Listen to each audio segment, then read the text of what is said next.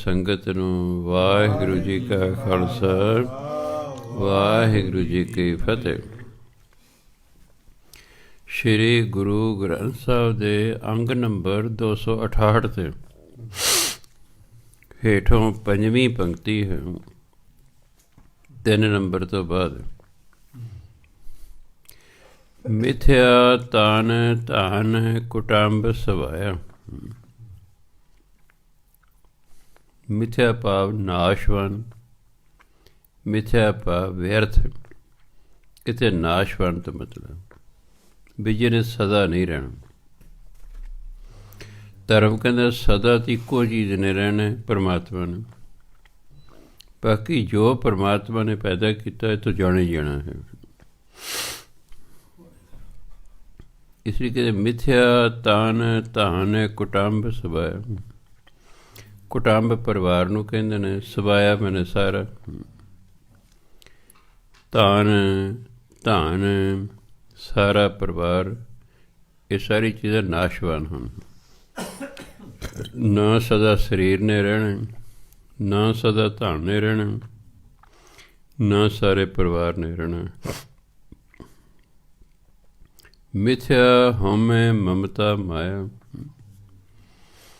ਮਾਇਆ ਦੀ ਹਉਮੈ ਕਰਨਾ, ਮਾਇਆ ਨੂੰ ਮੋਹ ਕਰਨਾ ਕਹਿੰਦੇ ਵਿਅਰਥ ਹੈ, ਕਿਉਂਕਿ ਮਾਇਆ ਸਦਾ ਨਹੀਂ ਰਹਿਣੀ, ਫਿਰ ਦੁੱਖ ਹੋਣਾ, ਇਸ ਲਈ ਵਿਅਰਥ ਹੈ।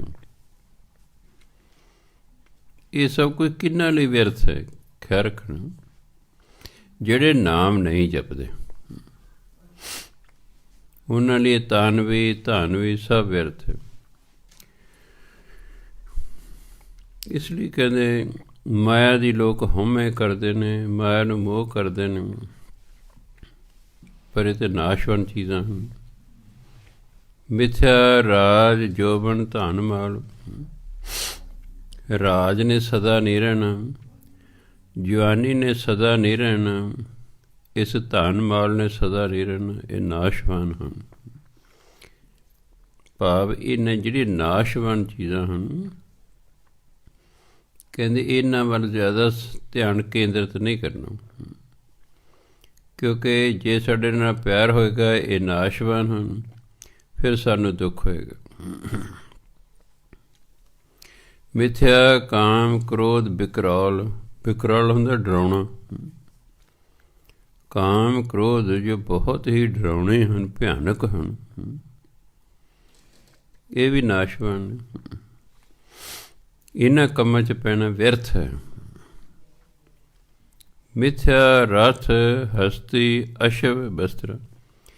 ਅਸ਼ਵ ਸੰਸਕ੍ਰਿਤ ਦਾ ਸ਼ਬਦ ਹੈ, ਘੋੜਾ। ਹਿੰਦੀ ਕਹਿੰਦੇ ਨੇ ਘੋੜਾ, ਪੰਜਾਬੀ ਕਹਿੰਦੇ ਨੇ ਘੋੜਾ, ਸੰਸਕ੍ਰਿਤ 'ਚ ਕਹਿੰਦੇ ਅਸ਼ਵ। ਜਿਵੇਂ ਸ਼ੁਰੂ 'ਚ ਸੰਸਕ੍ਰਿਤ ਪੜ੍ਹਨ ਲੱਗਾ ਤਾਂ ਪਹਿਲਾ ਜਿਹੜਾ ਲੈਸਨ ਸੀ ਉਹ 'ਚ ਸੀ ਅਸ਼ਵ ਹੈ ਪਤਤੀ। ਘੋੜਾ ਉੱਤੋਂ ਡਿੱਗਦਾ ਵਿਖਾਇਆ ਹੈ ਕਿਸੇ ਚੀਜ਼ ਤੋਂ, ਜਿਹੜਾ ਲਿਖਿਆ ਸੀ ਅਸ਼ਵ ਹੈ ਪਤਤੀ, ਵੀ ਘੋੜਾ ਗਿਰ ਰਹਾ ਹੈ, ਡਿੱਗ ਰਿਹਾ।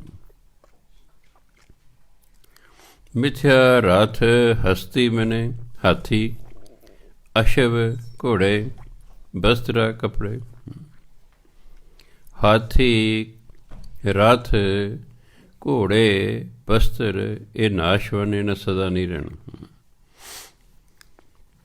ਅਤੇ ਜਿਹੜੀ ਚੀਜ਼ ਨੇ ਸਦਾ ਨਹੀਂ ਰਹਿਣਾ, ਸਮਝਾਇਆ ਵੀ ਉਹਦੇ ਨਾਲ ਪਿਆਰ ਪਾਉਣ ਦੀ ਲੋੜ ਨਹੀਂ ਹੈਗੀ। ਉਹਨਾਂ ਦੇ ਮਗਰ ਲੱਗ ਕੇ ਪਰਮਾਤਮਾ ਨੂੰ ਨਹੀਂ ਭੁੱਲ ਜਾਣਾ। ਮਿਥਿਆ ਰੰਗ ਸੰਗ ਮਾਇਆ ਪੇਖ ਹਸਤਾ।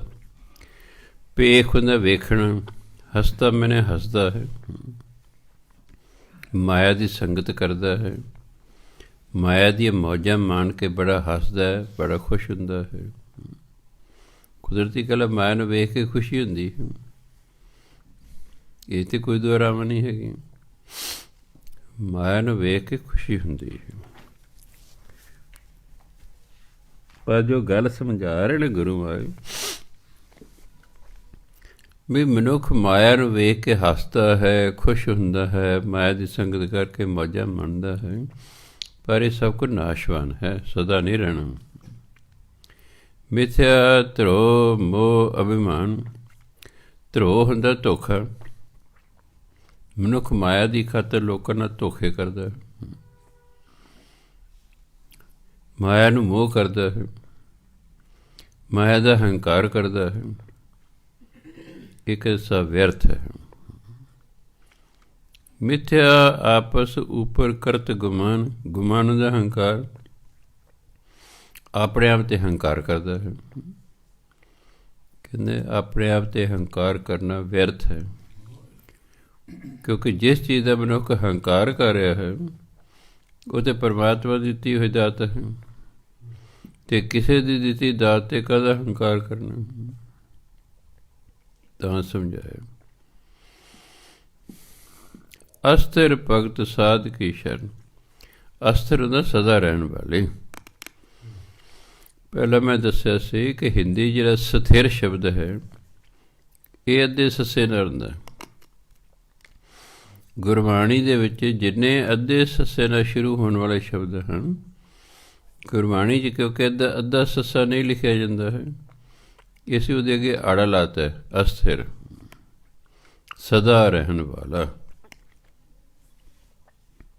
ਇਹਨੂੰ ਅਸਥਿਰ ਨਹੀਂ ਪੜ੍ਹਦੇ।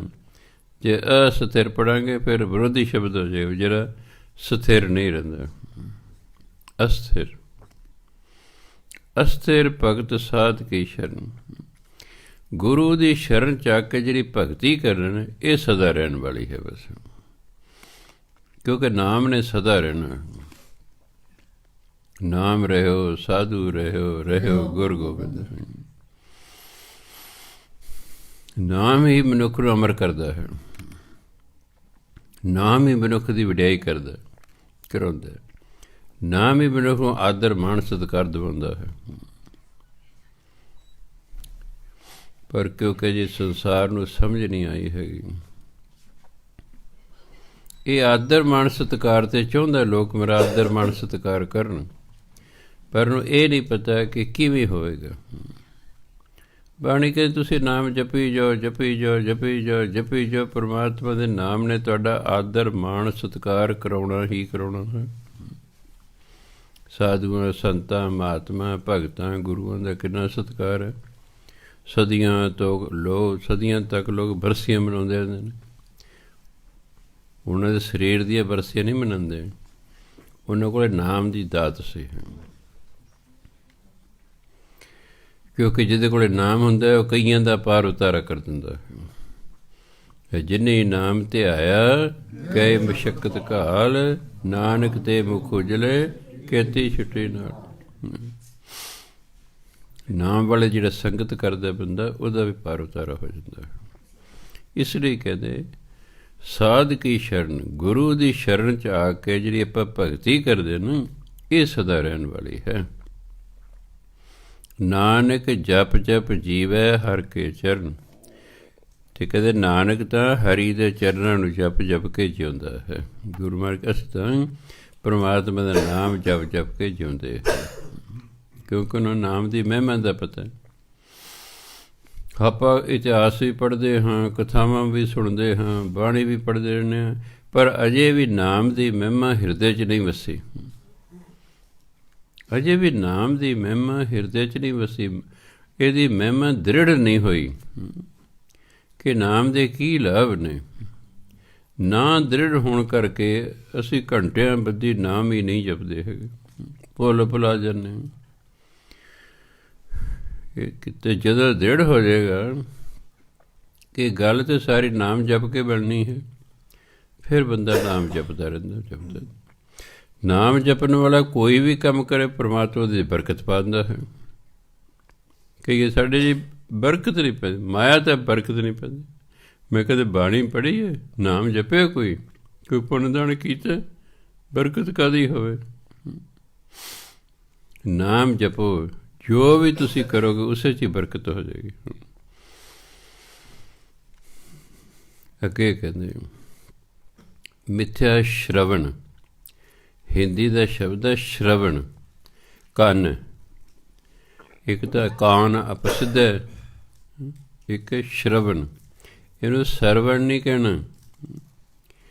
ਆਪਾਂ ਨੂੰ ਪਤਾ ਨਹੀਂ ਹੈ, ਆਪਾਂ ਕਹਿੰਦੇ ਹਾਂ ਜੀ ਉੱਥੇ ਜੀ ਉਹਦੀ ਕਥਾ ਵਾਰਤਾ ਅਸੀਂ ਸਰਵਣ ਕਰਕੇ ਆਏ। ਨਹੀਂ, ਸ਼ਰਵਣ। ਪੰਜਾਬੀ ਦਾ ਸ਼ਬਦ ਹੀ ਨਹੀਂ ਸਰਵਣ, ਇਹ ਤਾਂ ਹਿੰਦੀ ਦਾ ਹੈ, ਅਤੇ ਸਾਨੂੰ ਪਤਾ ਨਹੀਂ ਦਾ ਉਚਾਰਨ ਕੀ ਹੈ, ਅਸੀਂ ਸੌਖਾ ਬਣਾ ਲਿਆ। ਹਾਂਜੀ, ਉਹ ਜੀ ਉਹਦੇ ਲੈਕਚਰ ਸਰਵਣ ਕਰ ਰਹੇ ਸੀ, ਕਥਾ ਵਾਰਤਾ ਸਰਵਣ ਕਰ ਰਹੇ ਸੀ। ਸ਼ਰਵਣ ਦੇ ਅਰਥ ਨੇ ਕੰਨ, ਅਤੇ ਸ਼ਰਵਣ ਦਾ ਅਰਥ ਹੈ ਸੁਣਨਾ, ਦੋ ਅਰਥ ਨੇ ਇਹਦੇ। ਜਿਵੇਂ ਬਾਸ ਦਾ ਅਰਥ ਨੱਕ ਵੀ ਹੈ ਅਤੇ ਬਾਸ ਦਾ ਅਰਥ ਸੁੰਘਣਾ ਵੀ ਹੈ, ਇਸ ਤਰ੍ਹਾਂ ਸ਼ਰਵਣ ਜਿਹੜਾ ਹੈ ਇਹਦਾ ਅਰਥ ਕੰਨ ਵੀ ਹੈ ਅਤੇ ਕੰਨਾਂ ਨਾਲ ਸੁਣਨਾ ਵੀ ਹੈ। ਮਿਥਿਆ ਸ਼ਰਵਣ ਪਰ ਨਿੰਦਾ ਸੁਣੇ, ਉਹ ਕੰਨ ਵਿਅਰਥ ਹਨ ਜਿਹੜੇ ਪਰਾਈ ਨਿੰਦਿਆ ਸੁਣਦੇ ਹਨ। ਸਾਨੂੰ ਨਿੰਦਿਆ ਸੁਣਨ ਲਈ ਨਹੀਂ ਭੇਜਿਆ ਗਿਆ, ਸਾਨੂੰ ਤਾਂ ਇਹਨਾਂ ਕੰਨਾਂ ਨਾਲ ਪਰਮਾਤਮਾ ਦਾ ਨਾਮ ਸਿਫਤ ਸਲਾਹ ਸੁਣਨ ਲਈ ਭੇਜਿਆ ਗਿਆ।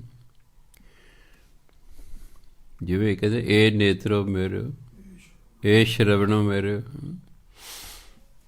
ਸਾਚਾ ਸੁਣਨੇ ਨੂੰ ਪਠਾਏ ਸਰੀਰ ਲਾਏ। ਨਾਮ ਸੁਣਨ ਲਈ ਕਹਿੰਦੇ ਸਰੀਰ ਨਾਲ ਲਾਏ ਨੇ, ਨਿੰਦਿਆ ਸੁਣਨ ਲਈ ਨਹੀਂ, ਅਤੇ ਨਾ ਹੀ ਰਸਨਾ ਨਿੰਦਿਆ ਕਰਨ ਲਈ ਲਾਈ ਹੈ। ਰਸਨਾ ਤੇ ਲਾਈ ਪਰਮਾਤਮਾ ਦੀ ਸਿਫਤ ਸਲਾਹ ਕਰਨ ਦੀ। ਜਦੋਂ ਵੀ ਕਿਸੇ ਚੀਜ਼ ਦੀ ਦੁਰਵਰਤੋਂ ਹੋਵੇਗੀ ਉੱਥੇ ਨੁਕਸਾਨ ਹੋਏਗਾ। ਅਸੀਂ ਸਾਰੇ ਅੰਗਾਂ ਦੀ ਦੁਰਵਰਤੋਂ ਕਰਦੇ ਹਾਂ, ਇਸ ਲਈ ਦੁੱਖ ਹੀ ਦੁੱਖ, ਦੁੱਖ ਹੀ ਦੁੱਖ ਹੋ ਗਏ ਨਾ। ਕਿਸੇ ਵੀ ਅੰਗ ਦੀ ਸਹੀ ਵਰਤੋਂ ਨਹੀਂ ਕੀਤੀ ਜਾ ਰਹੀ। ਮਿਥਿਆ ਸ਼ਰਵਣ ਪਰ ਨਿੰਦਾ ਸੁਣੇ, ਉਹ ਕੰਨ ਵਿਅਰਥ ਹਨ ਜਿਹੜੇ ਪਰਾਈ ਨਿੰਦਿਆ ਸੁਣਦੇ ਹਨ। ਮਿਥਿਆ ਹਸਤ ਪਰ ਦਰਬ ਕੋ ਹਿਰਨ, ਹਸਤੀ ਜਿਹੜਾ ਸ਼ਬਦ ਹੈ ਉਹ ਤਾਂ ਹੁੰਦਾ ਹਾਥੀ, ਹਸਤ ਜਿਹੜਾ ਸ਼ਬਦ ਹੈ ਉਹਦਾ ਹੱਥ। ਇਹਨੂੰ ਹਸਤ ਨਹੀਂ ਪੜ੍ਹਦੇ ਨਾ, ਇਹ ਪੰਜਾਬੀ ਦਾ ਨਹੀਂ ਹੈ, ਇਸ ਨੂੰ ਤੇਜ਼ੀ ਅੱਧਾ ਸੱਸਾ ਹਿੰਦੀ 'ਚ, ਹਸਤ ਹੱਥ। ਮਿਥਿਆ ਹਸਤ, ਉਹ ਹੱਥ ਵਿਅਰਥ ਨੇ, ਪਰ ਬਗਾਨੀ ਦਰਬ ਧਨ ਹੀਰੇ ਚੋਰੀ ਕਰਦੇ ਹਨ। ਉਹ ਹੱਥ ਵਿਅਰਥ ਹਨ ਜਿਹੜੇ ਬਗਾਨੇ ਧਨ ਦੀ ਚੋਰੀ ਕਰਦੇ ਹਨ। ਹੱਥਾਂ ਨਾਲ ਚੋਰੀ ਕੀਤੀ ਜਾਂਦੀ ਨੇ, ਕਹਿੰਦੇ ਤੇ ਹੱਥ ਹੀ ਵਿਅਰਥ ਨੇ। ਹੱਥ ਤੇ ਸੇਵਾ ਲਈ ਲਾਏ ਸਨ, ਨਾ ਕਿ ਚੋਰੀਆਂ ਕਰਨ ਲਈ ਲਾਏ ਹੋਏ ਸਨ। ਛੋਟੀ ਉਮਰ ਦੇ ਬੱਚੇ ਨੂੰ ਦ੍ਰਿੜ ਕਰਾਉਣਾ ਚਾਹੀਦਾ, ਕਾਕਾ ਜਿਹੜੇ ਤੈਨੂੰ ਪੈਰ ਲਾਏ ਨੇ ਇਹ ਕਾਹਦੇ ਲਈ ਲਾਏ ਨੇ? ਆਮ ਬੱਚੇ ਨੂੰ ਤੁਰਨ ਲਈ ਲਾਏ ਨੇ। ਹੁਣ ਪੁੱਛੋ ਕਿੱਧਰ ਨੂੰ ਤੁਰਨ ਲਈ ਲਾਏ ਨੇ? ਠੇਕੇ 'ਤੇ ਜਾਣ ਲਈ ਲਾਏ ਨੇ ਕਿ ਗੁਰਦੁਆਰੇ ਜਾਣ ਲਈ ਲਾਏ ਨੇ? ਸਕੂਲ 'ਚ ਜਾਣ ਲਈ ਲਾਏ ਨੇ ਕਿ ਕਿਹੜੇ ਪਾਸੇ ਜਾਣ ਲਈ ਲਾਏ? ਕਾਹਦੇ ਲਈ ਲਾਏ ਹੋਏ ਨੇ? ਉਹਨੂੰ ਦ੍ਰਿੜ ਕਰਾਉਣਾ ਵੀ ਤੇਰੇ ਪੈਰ ਕਾਹਦੇ ਲਈ ਲਾਏ ਹੋਏ ਨੇ। ਪਹਿਲਾਂ ਆਪ ਸੋਚੀ ਜਾਣਾ ਵੀ ਕਾਹਦੇ ਲਈ ਲਾਏ ਨੇ, ਅਤੇ ਫਿਰ ਹੌਲੀ ਬੱਚੇ ਨੂੰ ਸਮਝਾਉਣਾ ਇਹ ਵੀ ਤੇਰੇ ਪੈਰ ਇਸ ਕੰਮ ਲਈ ਲਾਏ ਨੇ, ਇਹੋ ਜਿਹੇ ਕੰਮਾਂ ਲਈ ਨਹੀਂ ਲਾਏ ਹੋਏ ਹਨ। ਹੌਲੀ ਹੌਲੀ ਫਿਰ ਉਹ ਬੱਚਾ ਹਰ ਇੱਕ ਚੀਜ਼ ਦੇ ਜਿੰਨੇ ਅੰਗ ਨੇ ਉਹਦੀ ਸਹੀ ਵਰਤੋਂ ਕਰਨ ਲੱਗ ਜਾਵੇਗਾ, ਕਿਉਂਕਿ ਸਾਨੂੰ ਤਾਂ ਆਪਣੇ ਅੰਗਾਂ ਦੀ ਵਰਤੋਂ ਹੀ ਨਹੀਂ ਸਹੀ ਕਰਨੀ ਆਉਂਦੀ, ਇਸ ਲਈ ਸਮੱਸਿਆ ਖੜੀ ਹੋ ਜਾਂਦੀ ਹੈ। ਕਿਸੇ ਚੀਜ਼ ਦੀ ਦੁਰਵਰਤੋਂ ਕੀਤੀ ਜਾਵੇ ਉੱਥੇ ਨੁਕਸਾਨ ਹੁੰਦਾ ਹੀ ਹੁੰਦਾ ਹੈ। ਮਿਥਿਆ ਹਸਤ ਪਰ ਦਰਬ ਕੋ ਹਿਰੈ, ਉਹ ਹੱਥ ਵਿਅਰਥ ਹਨ ਜਿਹੜੇ ਬਗਾਨੇ ਧਨ ਦੀ ਚੋਰੀ ਕਰਦੇ ਹਨ। ਮਿਥਿਆ ਨੇਤਰ ਪੇਖਤ ਪਰ ਤ੍ਰਿਆ ਰੂਪਾਦ, ਨੇਤਰ ਮਨੇ ਅੱਖਾਂ, ਪਰ ਬਗਾਨੀਆਂ, ਤ੍ਰਿਆ ਔਰਤਾਂ, ਰੂਪਾਦ ਸੁੰਦਰ, ਸੁੰਦਰਤਾ। ਉਹ ਅੱਖਾਂ ਵਿਅਰਥ ਹਨ ਜਿਹੜੇ ਬਗਾਨੀ ਔਰਤਾਂ ਦੀ ਸੁੰਦਰਤਾ ਵੇਖਦੇ ਰਹਿੰਦੇ ਹਨ। ਸੁੰਦਰਤਾ ਵੇਖਣ ਤੋਂ ਧਰਮ ਨਹੀਂ ਮਨਾ ਕਰਦਾ ਹੈਗਾ,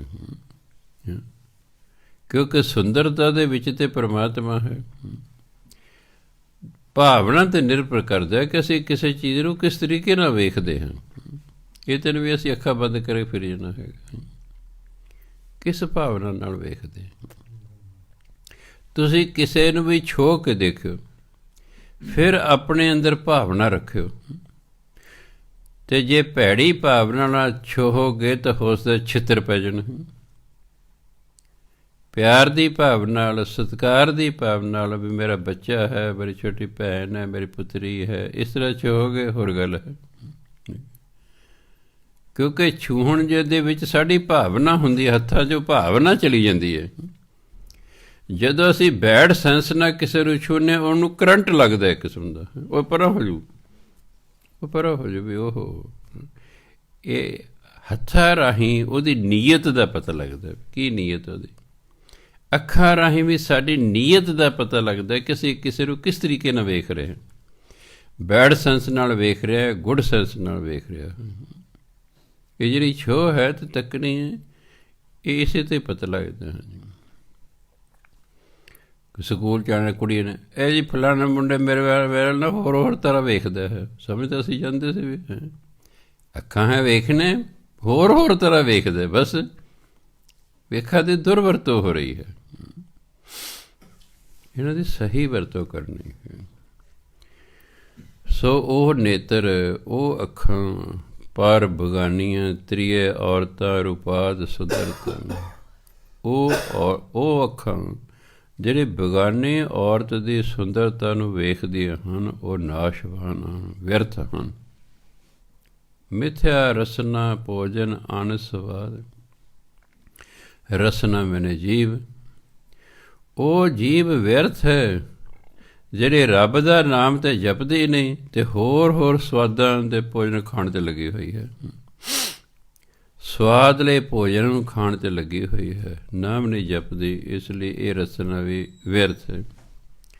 ਇਹ ਤਾਂ ਭੇਜੀ ਇਸ ਨਾਮ ਜਪਣ ਨੂੰ, ਰਸਨਾ 'ਤੇ ਲਾਈ ਗਈ ਸੀ ਵੀ ਤੈਂ ਨਾਮ ਜਪਣਾ ਹੈ। ਅਨਾਸਾ ਦੀ ਪੌੜੀ ਸਾਰਾ ਕੁਝ ਦੱਸਿਆ ਹੋਇਆ ਜੀ। ਕਿਤੇ ਜੀਵ ਸ਼ਬਦ ਵਰਤਿਆ, ਕਿਤੇ ਰਸਨਾ ਸ਼ਬਦ ਵਰਤਿਆ ਹੈ,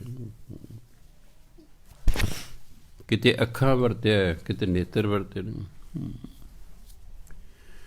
ਕਿਤੇ ਕੰਨ ਵਰਤੇ ਨੇ, ਕਿਤੇ ਸ਼ਰਵਣ ਵਰਤੇ। ਸ਼ਬਦਾਂ ਦੇ ਫਰਕ ਬਸ ਸਮਝਾਇਆ ਵੀ ਕਿਹੜਾ ਅੰਗ ਕਿਸ ਲਈ ਪਰਮਾਤਮਾ ਨੇ ਲਾਇਆ ਹੋਇਆ ਹੈ।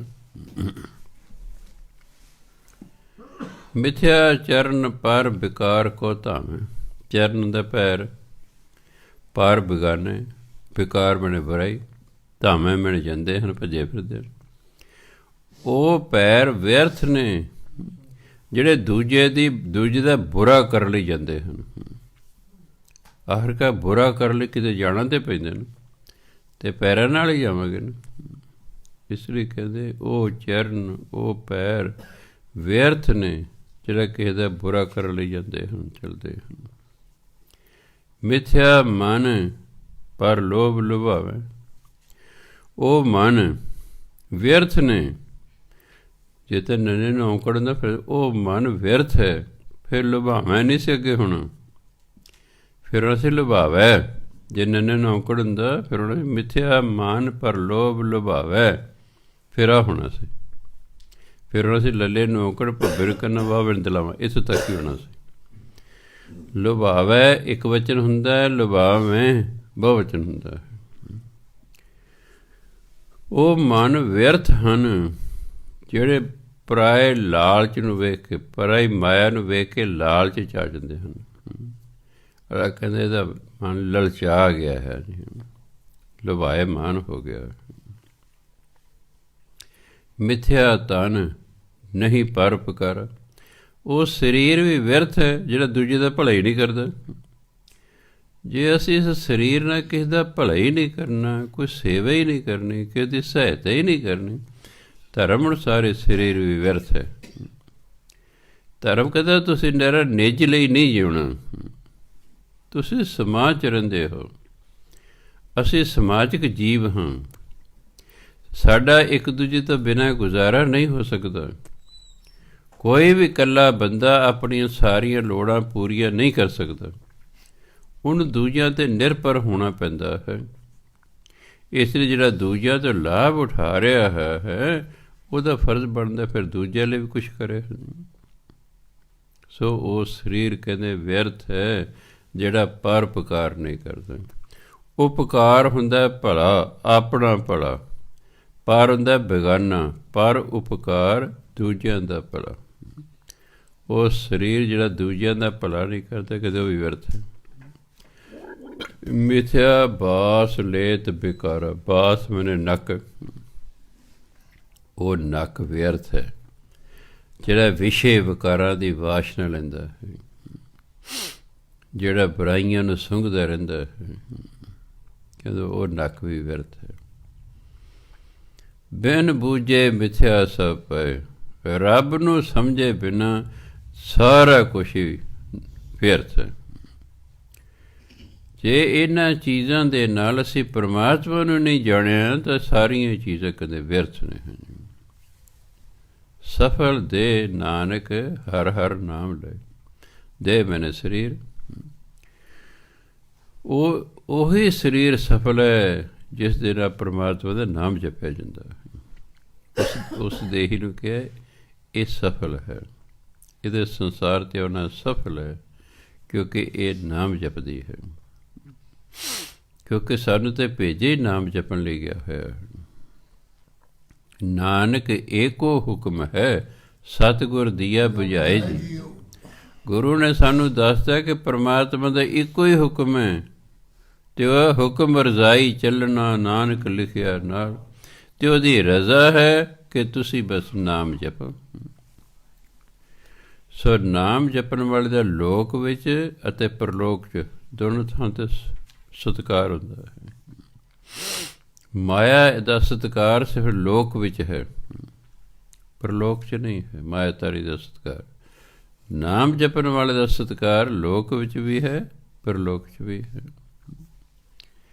ਨਾਲੇ ਨਾਮ ਭਾਵੇਂ ਕਿੰਨੇ ਗਰੀਬ ਹੋਵੇ, ਨਾਮ ਨੇ ਹੌਲੀ ਹੌਲੀ ਗਰੀਬੀ ਦੂਰ ਕਰ ਦੇਣੀ। ਭਗਤ ਰਵਿਦਾਸ ਜੀ ਗਰੀਬ ਪਰਿਵਾਰ 'ਚੋਂ ਪੈਦਾ ਹੋਏ, ਜੁੱਤੀਆਂ ਗੰਢਣ ਸਿਉਣ ਦਾ ਕੰਮ ਕਰਦੇ ਸਨ। ਭਗਤੀ ਕਰਦਿਆਂ ਕਰਦਿਆਂ ਭਗਤ ਹੋ ਗਏ। ਹੁਣ ਪਰਮਾਤਮਾ ਨਹੀਂ ਚਾਹੁੰਦਾ ਮੇਰਾ ਭਗਤ ਗਰੀਬ ਹੋਵੇ। ਹਾਲਾਂਕਿ ਆਪਣੀ ਮੌਜ ਵਿੱਚ ਉਹਨਾਂ ਦੇ ਕਦੇ ਮਨ 'ਚ ਆਇਆ ਨਹੀਂ ਸੀ ਮੈਂ ਅਮੀਰ ਹੋਵਾਂ, ਆਏ ਨਹੀਂ। ਹਾਲਾਂਕਿ ਪਰਮਾਤਮਾ ਇੱਕ ਸਾਧੂ ਬਣ ਕੇ ਵੀ ਆਇਆ, ਜੁੱਤੀ ਗੰਢਾਉਣ ਦੇ ਬਹਾਨੇ। ਜੁੱਤੀ ਗੰਢਾ ਰਿਹਾ ਭਗਤ ਰਵਿਦਾਸ ਤੋਂ, ਅਤੇ ਕਹਿੰਦਾ ਭਗਤ ਜੀ ਮੈਂ ਚੱਲਿਆ ਯਾਤਰਾ ਦੇ, ਆਹ ਮੇਰੇ ਕੋਲ ਪਾਰਸ ਹੈ, ਇਹ ਤੁਸੀਂ ਰੱਖ ਲਓ। ਉਹ ਕਹਿੰਦਾ ਵੀ ਇਹ ਕੀ ਕੰਮ ਕਰਦਾ? ਕਹਿੰਦੇ ਜਿੰਨੇ ਤੁਹਾਡੇ ਲੋਹੇ ਦੇ ਹਥਿਆਰ ਨੇ ਨਾ, ਇਹ ਨਾਲ ਇਹ ਸੋਨੇ ਦੇ ਹੋ ਜਾਣਗੇ ਸਾਰੇ, ਅਤੇ ਮੈਂ ਨਹੀਂ ਚਾਹੁੰਦਾ ਵੀ ਪਰਮਾਤਮਾ ਭਗਤ ਗਰੀਬ ਹੋਵੇ। ਠੀਕ ਹੈ, ਜੇ ਤੁਸੀਂ ਗਰੀਬ ਹੋਵੋਗੇ ਤਾਂ ਲੋਕ ਕਹਿਣਗੇ ਭਜਨਬੰਦੀ ਕਰਨ ਦਾ ਕੀ ਫਾਇਦਾ ਜੇ ਗਰੀਬ ਹੀ ਰਹਿਣਾ। ਵੀ ਜੇ ਗਰੀਬ ਹੀ ਰਹਿਣਾ ਤਾਂ ਫਿਰ ਭਜਨਬੰਦੀ ਦੇ ਕਰਨ ਦਾ ਕੀ ਫਾਇਦਾ? ਲੋਕਾਂ 'ਤੇ ਠੀਕ ਪ੍ਰਭਾਵ ਨਹੀਂ ਪੈਣਾ। ਭਜਨਬੰਦਗੀ ਵਾਲਾ ਅਮੀਰ ਹੋਣਾ ਚਾਹੀਦਾ ਹੈ, ਔਰ ਲੋਕਾਂ ਦੇ ਦੇਖਦੇ ਦੇਖਦੇ ਹੀ ਅਮੀਰ ਹੋ ਜਾਣਾ ਚਾਹੀਦਾ, ਤਾਂ ਲੋਕਾਂ ਨੂੰ ਵਿਸ਼ਵਾਸ ਆਏਗਾ ਕਿ ਹਾਂ ਪਹਿਲਾਂ ਗਰੀਬ ਹੁੰਦਾ ਸੀ, ਭਜਨਬੰਦਗੀ ਕਰ ਕਰ ਕਰ ਕਰ ਕਰਕੇ ਅਮੀਰ ਹੋ ਗਿਆ ਹੈ। ਉਹ ਕਹਿਣਾ ਸਾਨੂੰ ਨਹੀਂ ਚਾਹੀਦਾ, ਅਸੀਂ ਤਾਂ ਆਪਣੇ ਦੱਸਣ ਦੀ ਕਿੱਤ ਕਰਕੇ ਖਾਣੀ। ਭਗਵਾਨ ਸਾਧੂ ਦੇ ਰੂਪ 'ਚ ਕਹਿੰਦਾ ਮੈਂ ਚੱਲਣਾ 2 ਸਾਲ ਲਈ ਜੀ ਬਾਹਰ, ਤੁਸੀਂ ਇਹ ਰੱਖ ਲਓ, ਲੋੜ ਪਈ ਵਰਤ ਲਿਓ, ਨਹੀਂ ਤਾਂ ਮੈਂ ਆ ਕੇ ਲੈ ਲਾਂਗਾ। ਭਗਵਾਨ ਦੇ ਵੀ ਦੇਖਦੇ ਆ ਭਲਾ ਮਨ ਡੋਲਦਾ ਕਿ ਨਹੀਂ ਡੋਲਦਾ, ਕਿਉਂਕਿ ਜੇ ਮਨ ਹੀ ਡੋਲਣਾ ਫਿਰ ਤਾਂ ਸਾਡੇ ਵਰਗੇ ਹੀ ਹੋਇਆ ਨਾ। ਨਾਮ ਦੀ ਇੱਕ ਐਸੀ ਅਵਸਥਾ ਆ ਜਾਂਦੀ ਹੈ ਜਿਸੇ ਮਨ ਅਡੋਲ ਹੋ ਜਾਂਦਾ, ਡੋਲਦਾ ਹੀ ਨਹੀਂ ਹੈਗਾ ਜੋ ਮਰਜ਼ੀ ਪਿਆ ਹੋਵੇ। ਉਹ ਜੇ ਛੰਨ ਸੀ ਹੇਠਾਂ ਮੋਟਾ ਬਾਂਸ ਹੁੰਦਾ ਜਿਹਦੇ ਆਲੇ ਦੁਆਲੇ ਛੰਨ ਟਿਕਦੀ ਹੈ, ਉਹਦੇ ਨਾਲ ਕੱਪੜੇ 'ਚ ਲਪੇਟਿਆ, ਉੱਥੇ ਬਣ ਗਿਆ ਭਗਵਾਨ। ਲਓ ਜੇ ਲੋੜ ਪਈ ਵਰਤ ਲਿਓ, ਨਹੀਂ ਤਾਂ ਫਿਰ ਮੈਂ ਆ ਕੇ ਵਰ ਲੈ ਲਾਂਗੇ। 2 ਸਾਲਾਂ ਬਾਅਦ ਭਗਵਾਨ ਸਾਧੂ ਦੇ ਰੂਪ 'ਚ ਮੁੜ ਕੇ ਦੇਖਦਾ ਭਗਤ ਤਾਂ ਉਸੇ ਤਰ੍ਹਾਂ ਹੀ ਹੈ, ਉਹੀ ਇਹਦੀ ਛੱਪਰੀ ਹੈ, ਉਹੀ ਇਹਦਾ ਵਰਤੇ ਨਹੀਂ ਹੈ। ਭਗਵਾਨ ਨੇ ਸੋਚਿਆ ਵੀ ਚਲੋ ਹੁਣ ਕੋਈ ਹੋਰ ਢੰਗ ਵਰਤਦੇ ਹਾਂ। ਪੁਰਾਣੇ ਜ਼ਮਾਨੇ ਕਿਹੜਾ ਕੋਈ ਕੁਰਸੀਆਂ ਹੁੰਦੀਆਂ ਸਨ, ਭਜਨ ਬੰਦਗੀ ਹੇਠਾਂ ਬੈਠ ਕੇ ਕਰਿਆ ਕਰਦੇ ਸੀ। ਅਮੀਰ ਹੈ ਵੀ ਚਲੋ ਖੇਸ ਲਿਆ, ਚੌਰਾ ਕਰਕੇ ਤਹਿ ਲਾ ਕੇ ਆਪਣੀ ਚੌਂਕੜੀ ਮਾਰ ਕੇ ਬਹਿ ਗਏ, ਕੰਧ ਨਾਲ ਢੋ ਲਾ ਕੇ। ਗਰੀਬ ਸੀ ਬੋਰੀ ਆਪਣੀ ਵਿਛਾਈ, ਕੰਧ ਨਾਲ ਢੋ ਲਾਈ, ਭਜਨ ਬੰਦਗੀ ਕਰਦੇ ਰਹਿੰਦੇ ਸਨ। ਪਰਮਾਤਮਾ ਨੇ 5 ਮੋਹਰਾਂ ਬੋਰੀ ਹੇਠਾਂ ਰੱਖਣੀ ਸ਼ੁਰੂ ਕਰਤੀ ਵੀ ਸਵੇਰੇ ਜਦੋਂ ਭਗਤ ਜੀ ਆਪਣੀ ਬੋਰੀ ਚੱਕਣਗੇ, ਪੰਜ ਬੋਰਾ ਹੋਣਗੇ, ਲੈ ਲੈਣਗੇ। ਪਹਿਲਾਂ ਕੱਚੀਆਂ ਕੰਧਾਂ ਹੁੰਦੀਆਂ, ਵਿੱਚ ਆਲੇ ਰੱਖੇ ਹੁੰਦੇ ਸਨ, ਕਿਤੇ ਦੀਵਾ ਜਗਾਉਣ ਲਈ, ਕਿਤੇ ਕੋਈ ਭਾਂਡਾ ਰੱਖਣ ਲਈ, ਕਿਤੇ ਕੁਛ। ਭਗਤ ਜੀ ਨੇ ਵਰਤੀਆਂ ਨੇ ਚੱਕੀਆਂ, ਆਲੇ 'ਚ ਰੱਖਦੀਆਂ। ਦੂਜੇ ਦਿਨ ਵੀ 5 ਬੋਰਾਂ ਮਿਲੀਆਂ, ਉਹ ਵੀ ਰੱਖਦੀਆਂ। ਅਸੀਂ ਬਹੁਤ ਸਮਾਂ ਲੰਘ ਗਿਆ। ਭਗਵਾਨ ਨੇ ਸੋਚਿਆ ਵੀ ਇਹ ਤਾਂ ਯਾਰ ਵਰਤਦਾ ਹੀ ਨਹੀਂ ਹੈਗਾ। ਫਿਰ ਆਕਾਸ਼ਬਾਣੀ ਹੋਈ, ਰਵਿਦਾਸ ਤੂੰ ਇਹਨਾਂ ਪੈਸਿਆਂ ਨਾਲ ਧਰਮਸ਼ਾਲਾ ਬਣਾ, ਲੰਗਰ ਲਾ, ਸਵੇਰੇ ਸ਼ਾਮੀ ਜਿਹੜੇ ਸੰਗਤ ਆਇਆ ਕਰੇਗੀ ਉਹਨਾਂ ਨੂੰ ਉਪਦੇਸ਼ ਦਿਆ ਕਰ। ਅਤੇ ਫਿਰ ਭਗਤ ਰਵਿਦਾਸ ਨੇ ਧਰਮਸ਼ਾਲਾ ਬਣਾਈ, ਲੰਗਰ ਲੱਗਣੇ ਸ਼ੁਰੂ ਹੋ ਗਏ, ਸਵੇਰੇ ਸ਼ਾਮ ਸੰਗਤ ਆਉਣ ਲੱਗ ਪਈ। ਭਾਵ ਪਰਮਾਤਮਾ ਨਹੀਂ ਚਾਹੁੰਦਾ ਕਿ ਮੇਰਾ ਭਗਤ ਗਰੀਬ ਹੋਵੇ, ਇਸ ਲਈ ਭਜਨ ਬੰਦਗੀ ਵਾਲਾ ਹੌਲੀ ਹੌਲੀ ਹੌਲੀ ਹੌਲੀ ਅਮੀਰ ਹੋਈ ਜਾਂਦਾ। ਭਜਨ ਬੰਦਗੀ ਨੇ ਤੁਹਾਨੂੰ ਅਮੀਰ ਕਰਨਾ ਹੀ ਕਰਨਾ। ਜੋ ਤੁਹਾਡੇ ਫਜ਼ੂਲ ਦੇ ਖਰਚੇ ਨੇ ਸਾਰੇ ਰੋਕ ਦੇਣੇ, ਜੋ ਤੁਹਾਡਾ ਨੁਕਸਾਨ ਹੁੰਦਾ ਉਹ ਰੋਕ ਦੇਣਾ ਹੈ। ਤੁਹਾਨੂੰ ਮੁਕੱਦਮਿਆਂ ਤੋਂ, ਵੱਡੀਆਂ ਵੱਡੀਆਂ ਬਿਮਾਰੀਆਂ ਤੋਂ ਬਚਾ ਕੇ ਰੱਖਣਾ ਹੈ, ਤਾਂ ਜੋ ਤੁਹਾਡਾ ਖਰਚਾ ਇਸ ਤਰ੍ਹਾਂ ਨਾ ਹੋਵੇ। ਇਸ ਤਰ੍ਹਾਂ ਫਜ਼ੂਲ ਦਾ ਜਿਹੜਾ ਖਰਚਾ ਪਰਮਾਤਮਾ ਨੇ ਰੋਕ ਦੇਣਾ ਹੈ, ਅਤੇ ਆਮਦਨ ਵਧਣੀ ਸ਼ੁਰੂ ਹੋ ਜਾਣੀ ਹੈ। ਜਿਹੜਾ ਵੀ ਕੰਮ ਕਰਦਾ ਉਸ 'ਚ ਬਰਕਤ ਹੋਣੀ ਸ਼ੁਰੂ ਹੋ ਜਾਣੀ ਹੈ। ਆਪੇ ਦਾਤਾ ਕਿਰਪਾ ਕਰ। ਫਿਰ ਪਰਮਾਤਮਾ ਸਿੱਧਾ ਕੁਛ ਨਹੀਂ ਸੁੱਟਿਆ ਕਰਦਾ, ਉਹ ਕਿਸੇ ਦੇ ਰਾਹੀਂ ਸਹਾਇਤਾ ਕਰਿਆ ਕਰਦਾ ਹੈ। ਕਿਸੇ ਦੀ ਵੀ ਡਿਊਟੀ ਲਾ ਸਕਦਾ, ਚੱਲ ਭਾਈ ਫਲਾਣੇ ਨੂੰ ਆਹ ਲੈ ਦੇ, ਫਲਾਣੇ ਨੂੰ ਆਹ ਲੈ ਦੇ, ਫਲਾਣੇ ਨੂੰ ਆਹ ਲੈ ਦੇ, ਫਲਾਣੇ ਨੂੰ ਆਹ ਲੈ ਦੇ, ਡਿਊਟੀ ਲਾ ਦਿੰਦਾ। ਕਿਉਂਕਿ ਉਹਨੇ ਆਪਣੇ ਭਗਤਾਂ ਨੂੰ, ਭਜਨ ਬੰਦਗੀ ਕਰਨ ਵਾਲਿਆਂ ਨੂੰ ਅਮੀਰ ਕਰਨਾ ਹੁੰਦਾ। ਇਸ ਲਈ ਗੁਰੂ ਮਹਾਰਾਜ ਕਹਿੰਦੇ ਸਫਲ ਦੇ ਨਾਨਕ ਹਰ ਹਰ ਨਾਮ ਲੈ, ਉਹੀ ਦੇਹੀ ਸਫਲੀ ਹੈ ਜਿਹੜੀ ਹਰੀ ਦਾ ਨਾਮ ਲੈਂਦੀ ਹੈ। ਬਾਕੀ ਤਾਂ ਫਜ਼ਕਤ ਸਰੀਰ ਵਿਅਰਥ ਹੈ ਜਿਹੜਾ ਨਾਮ ਨਹੀਂ ਜਪਦਾ।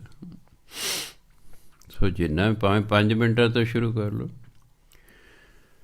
ਕਿਉਂਕਿ ਜੇ ਆਦਤ ਨਾ ਹੋਵੇ ਤਾਂ ਨਵੀਂ ਆਦਤ ਪਾਉਣੀ ਹੋਵੇ ਮੁਸ਼ਕਿਲ ਹੁੰਦੀ ਹੈ।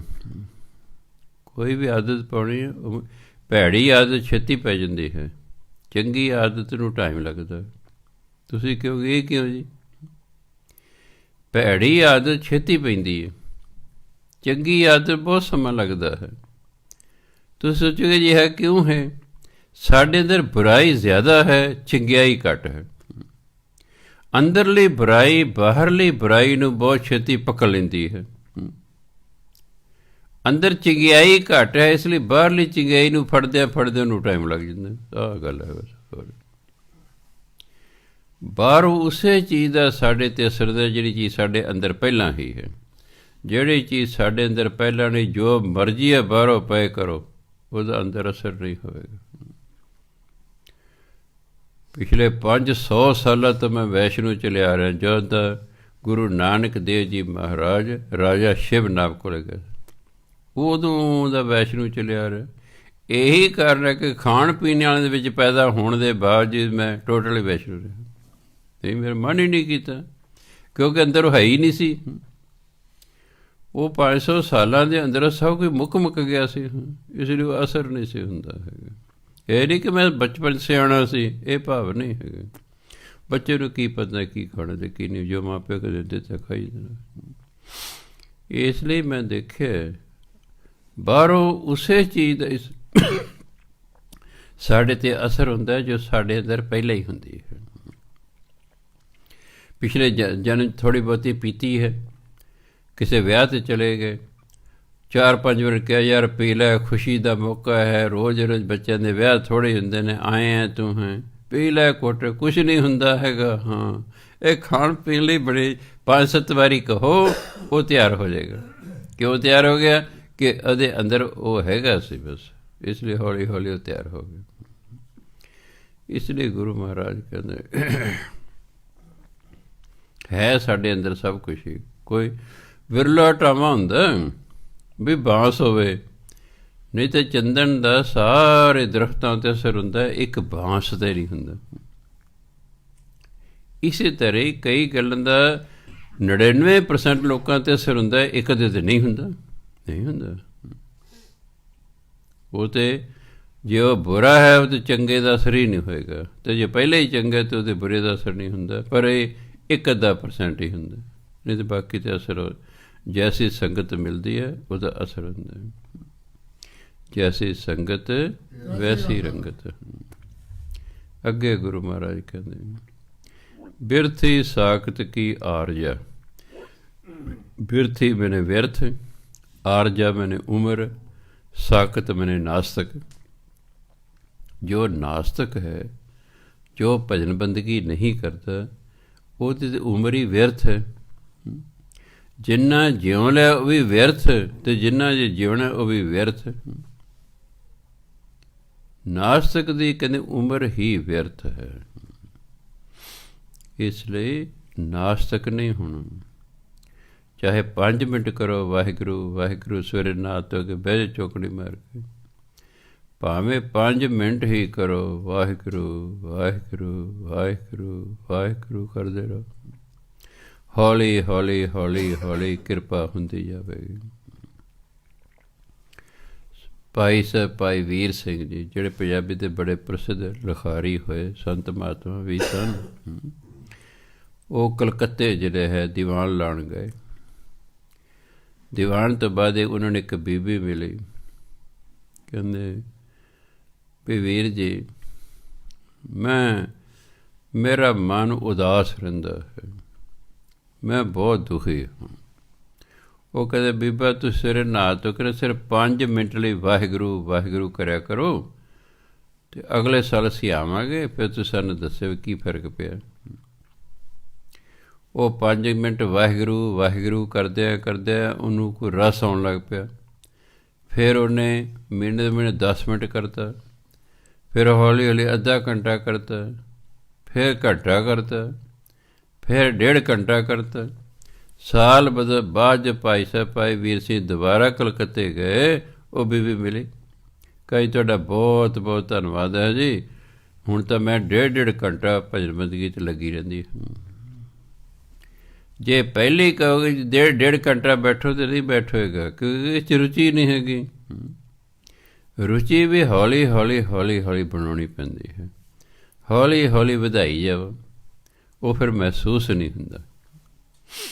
2 गल्लां बड़ियां छोटियां हुंदियां मैं देखियां पढ़ियां सन, उन्हें बड़ा मैनूं अज तक याद है तो प्रभावित मैनूं करदियां ने।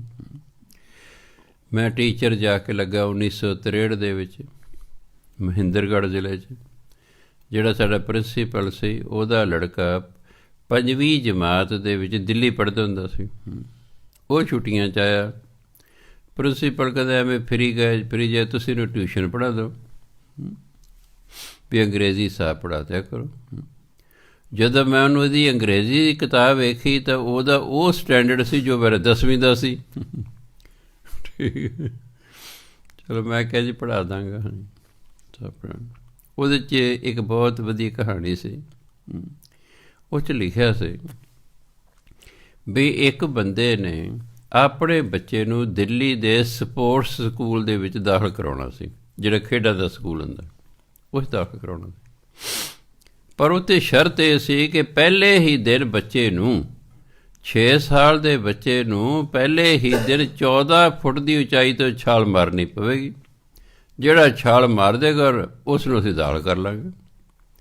ਹੁਣ ਦੇਖੋ 14 ਫੁੱਟ ਦੀ ਉਚਾਈ ਤੋਂ ਬੱਚੇ ਤੋਂ ਛਾਲ ਮਰਵਾਉਣੀ। ਉਹਨੇ ਆਪਣੇ ਦੋਸਤ ਨਾਲ ਗੱਲ ਕੀਤੀ, ਦਿੱਲੀ ਰਹਿੰਦਾ, ਉਹ ਕਹਿੰਦਾ ਤੂੰ ਨਾ 15 ਦਿਨ ਪਹਿਲਾਂ ਆਪਣਾ ਬੱਚਾ ਮੇਰੇ ਕੋਲ ਛੱਡ ਜੇ, ਮੈਂ ਜਾਣਾ ਤੇ ਮੇਰਾ ਕੰਮ ਜਾਣਾ। ਉਹ ਤਾਂ ਛੱਡ ਆਇਆ ਜੀ। ਉਹਨੇ ਆਪਣੇ ਵਿਹੜੇ ਦੇ ਵਿੱਚ ਜਿਹੜਾ ਹੈ ਮਿੱਟੀ ਵਿਛਾ ਲਈ, ਥੋੜ੍ਹੀ ਥਾਂ 'ਤੇ ਕਾਫੀ ਸਾਰੀ ਮਿੱਟੀ ਵਿਛਾ ਲਈ, ਪੋਲੀ ਪੋਲੀ 14 ਡੰਡਿਆਂ ਵਾਲੀ ਪੌੜੀ ਬਣਾ ਲਈ, ਉਹ ਛੱਤ ਨਾਲ ਲਾਤੀ। ਬੱਚੇ ਨੂੰ ਕਹਿੰਦੇ ਲੈ ਵੀ ਪਹਿਲੇ ਡੰਡੇ ਤੋਂ ਛਾਲ ਮਾਰ। ਉਹ ਫੁਟਕਦੇ ਸੀ, 5-6 ਛਾਲਾਂ ਮਰਵਾਤੀਆਂ ਪਹਿਲੇ ਦਿਨ। ਅਗਲੇ ਦੇ ਕਹਿੰਦੇ ਹੁਣ ਦੂਜੇ ਡੰਡੇ ਤੋਂ ਛਾਲ ਮਾਰ, ਦੂਜੇ ਡੰਡੇ ਤੋਂ 5-7 ਛਾਲਾਂ ਮਰਾਤੀਆਂ। ਅਗਲੇ ਦੇ ਕਹਿੰਦੇ ਤੀਜੇ ਡੰਡੇ ਤੋਂ ਮਾਰ। 14ਵੇਂ ਦਿਨ ਕਹਿੰਦੇ ਹੁਣ 14ਵੇਂ ਡੰਡੇ ਤੋਂ ਛਾਲ ਮਾਰ। ਬੱਚੇ ਨੇ ਛਾਲ ਮਾਰਤੀ। ਕਹਿੰਦਾ ਕਾਕਾ ਕੱਲ੍ਹ ਨੂੰ ਨਾ ਬਸ ਇੱਥੋਂ ਹੀ ਇੰਨੀ ਉਚਾਈ ਤੋਂ ਛਾਲ ਮਾਰਨੀ। ਮਾਰ ਦੇ? ਕਹਿੰਦਾ ਹਾਂ, ਕਹਿੰਦਾ ਮਾਰ ਦੇਗਾ ਜੀ। ਅਤੇ ਉਹਨੇ ਛਾਲ ਮਾਰਤੀ ਅਤੇ ਉਹ ਕਾਮਯਾਬ ਹੋ ਗਏ। ਮੈਂ ਕਿਹਾ ਵੀ ਹਾਂ, ਕਿਆ ਜ਼ਬਰਦਸਤ ਗੱਲ ਹੈ। ਹਾਲਾਂਕਿ ਮੈਂ ਵੀ ਉਦੋਂ 20 ਸਾਲ ਦੇ ਸੀ। ਇਸ ਗੱਲ ਮੈਨੂੰ ਬੜਾ ਪ੍ਰਭਾਵਿਤ ਵੀ ਦੇਖੋ ਹੌਲੀ ਹੌਲੀ ਵਧਾਈ ਗਿਆ ਸੀ, ਕਿੱਥੇ ਪਹੁੰਚ ਗਿਆ। ਪਹਿਲੇ ਦਿਨ ਹੀ 14ਵੇਂ ਡੰਡੇ ਤੇ ਛਾਲ ਨਹੀਂ ਸੀ ਮਾਰ, ਬਸ ਡਰ ਜਾਣਾ ਸੀ, ਮੇਰੀ ਲੱਤ ਬਾਂਹ ਟੁੱਟ ਜਾਏਗੀ, ਮੈਨੂੰ ਚਾਹੀਦਾ। ਉਹ ਹੌਲੀ ਹੌਲੀ ਹੌਲੀ ਹੌਲੀ ਹੌਲੀ ਕਰੀਏ। ਇਸ ਲਈ ਕੋਈ ਵੀ ਕੰਮ ਕਰਨਾ ਹੈ ਉਹਨੂੰ ਹੌਲੀ ਹੌਲੀ ਵਧਾਈ ਜਾਓ, ਹੌਲੀ ਹੌਲੀ ਵਧਾਈ ਜਾਓ। ਹੁਣ ਜੇ ਮਹਾਂਪੁਰਖਾਂ ਭਾਈ ਘੱਟ ਤੋਂ ਘੱਟ 2.5 ਘੰਟੇ ਭਜਨ ਬੰਦਗੀ ਕਰਨੀ, ਕਿਹੜਾ ਕਰੇਗਾ ਪਹਿਲੇ ਦਿਨ? 5 ਮਿੰਟ ਤੋਂ ਹੀ ਲਾਉਣਾ ਪੈਣਾ, 5-10 ਮਿੰਟ ਤੋਂ ਲਾਉਣਾ ਪੈਣਾ, ਹੌਲੀ ਵਧਾਈ ਜਾਓ ਵਧਾਈ ਜਾਓ ਵਧਾਈ ਜਾਓ ਵਧਾਈ। ਉਹ ਮਿੰਟ 2-2 ਮਿੰਟ ਕਰਕੇ ਮਹਿਸੂਸ ਨਹੀਂ ਹੋਣਾ। ਦੂਜੀ ਜਿਹੜੀ ਘਟਨਾ ਲੁਧਿਆਣੇ ਦੇ ਵਿੱਚ ਜਿਹੜਾ ਹੈ ਇਹ ਬੜਾ ਕਿਲ੍ਹਾ ਰਾਏਪੁਰ, ਉੱਥੋਂ ਦੀ ਖੇਡਾਂ ਬੜੀ ਪ੍ਰਸਿੱਧ।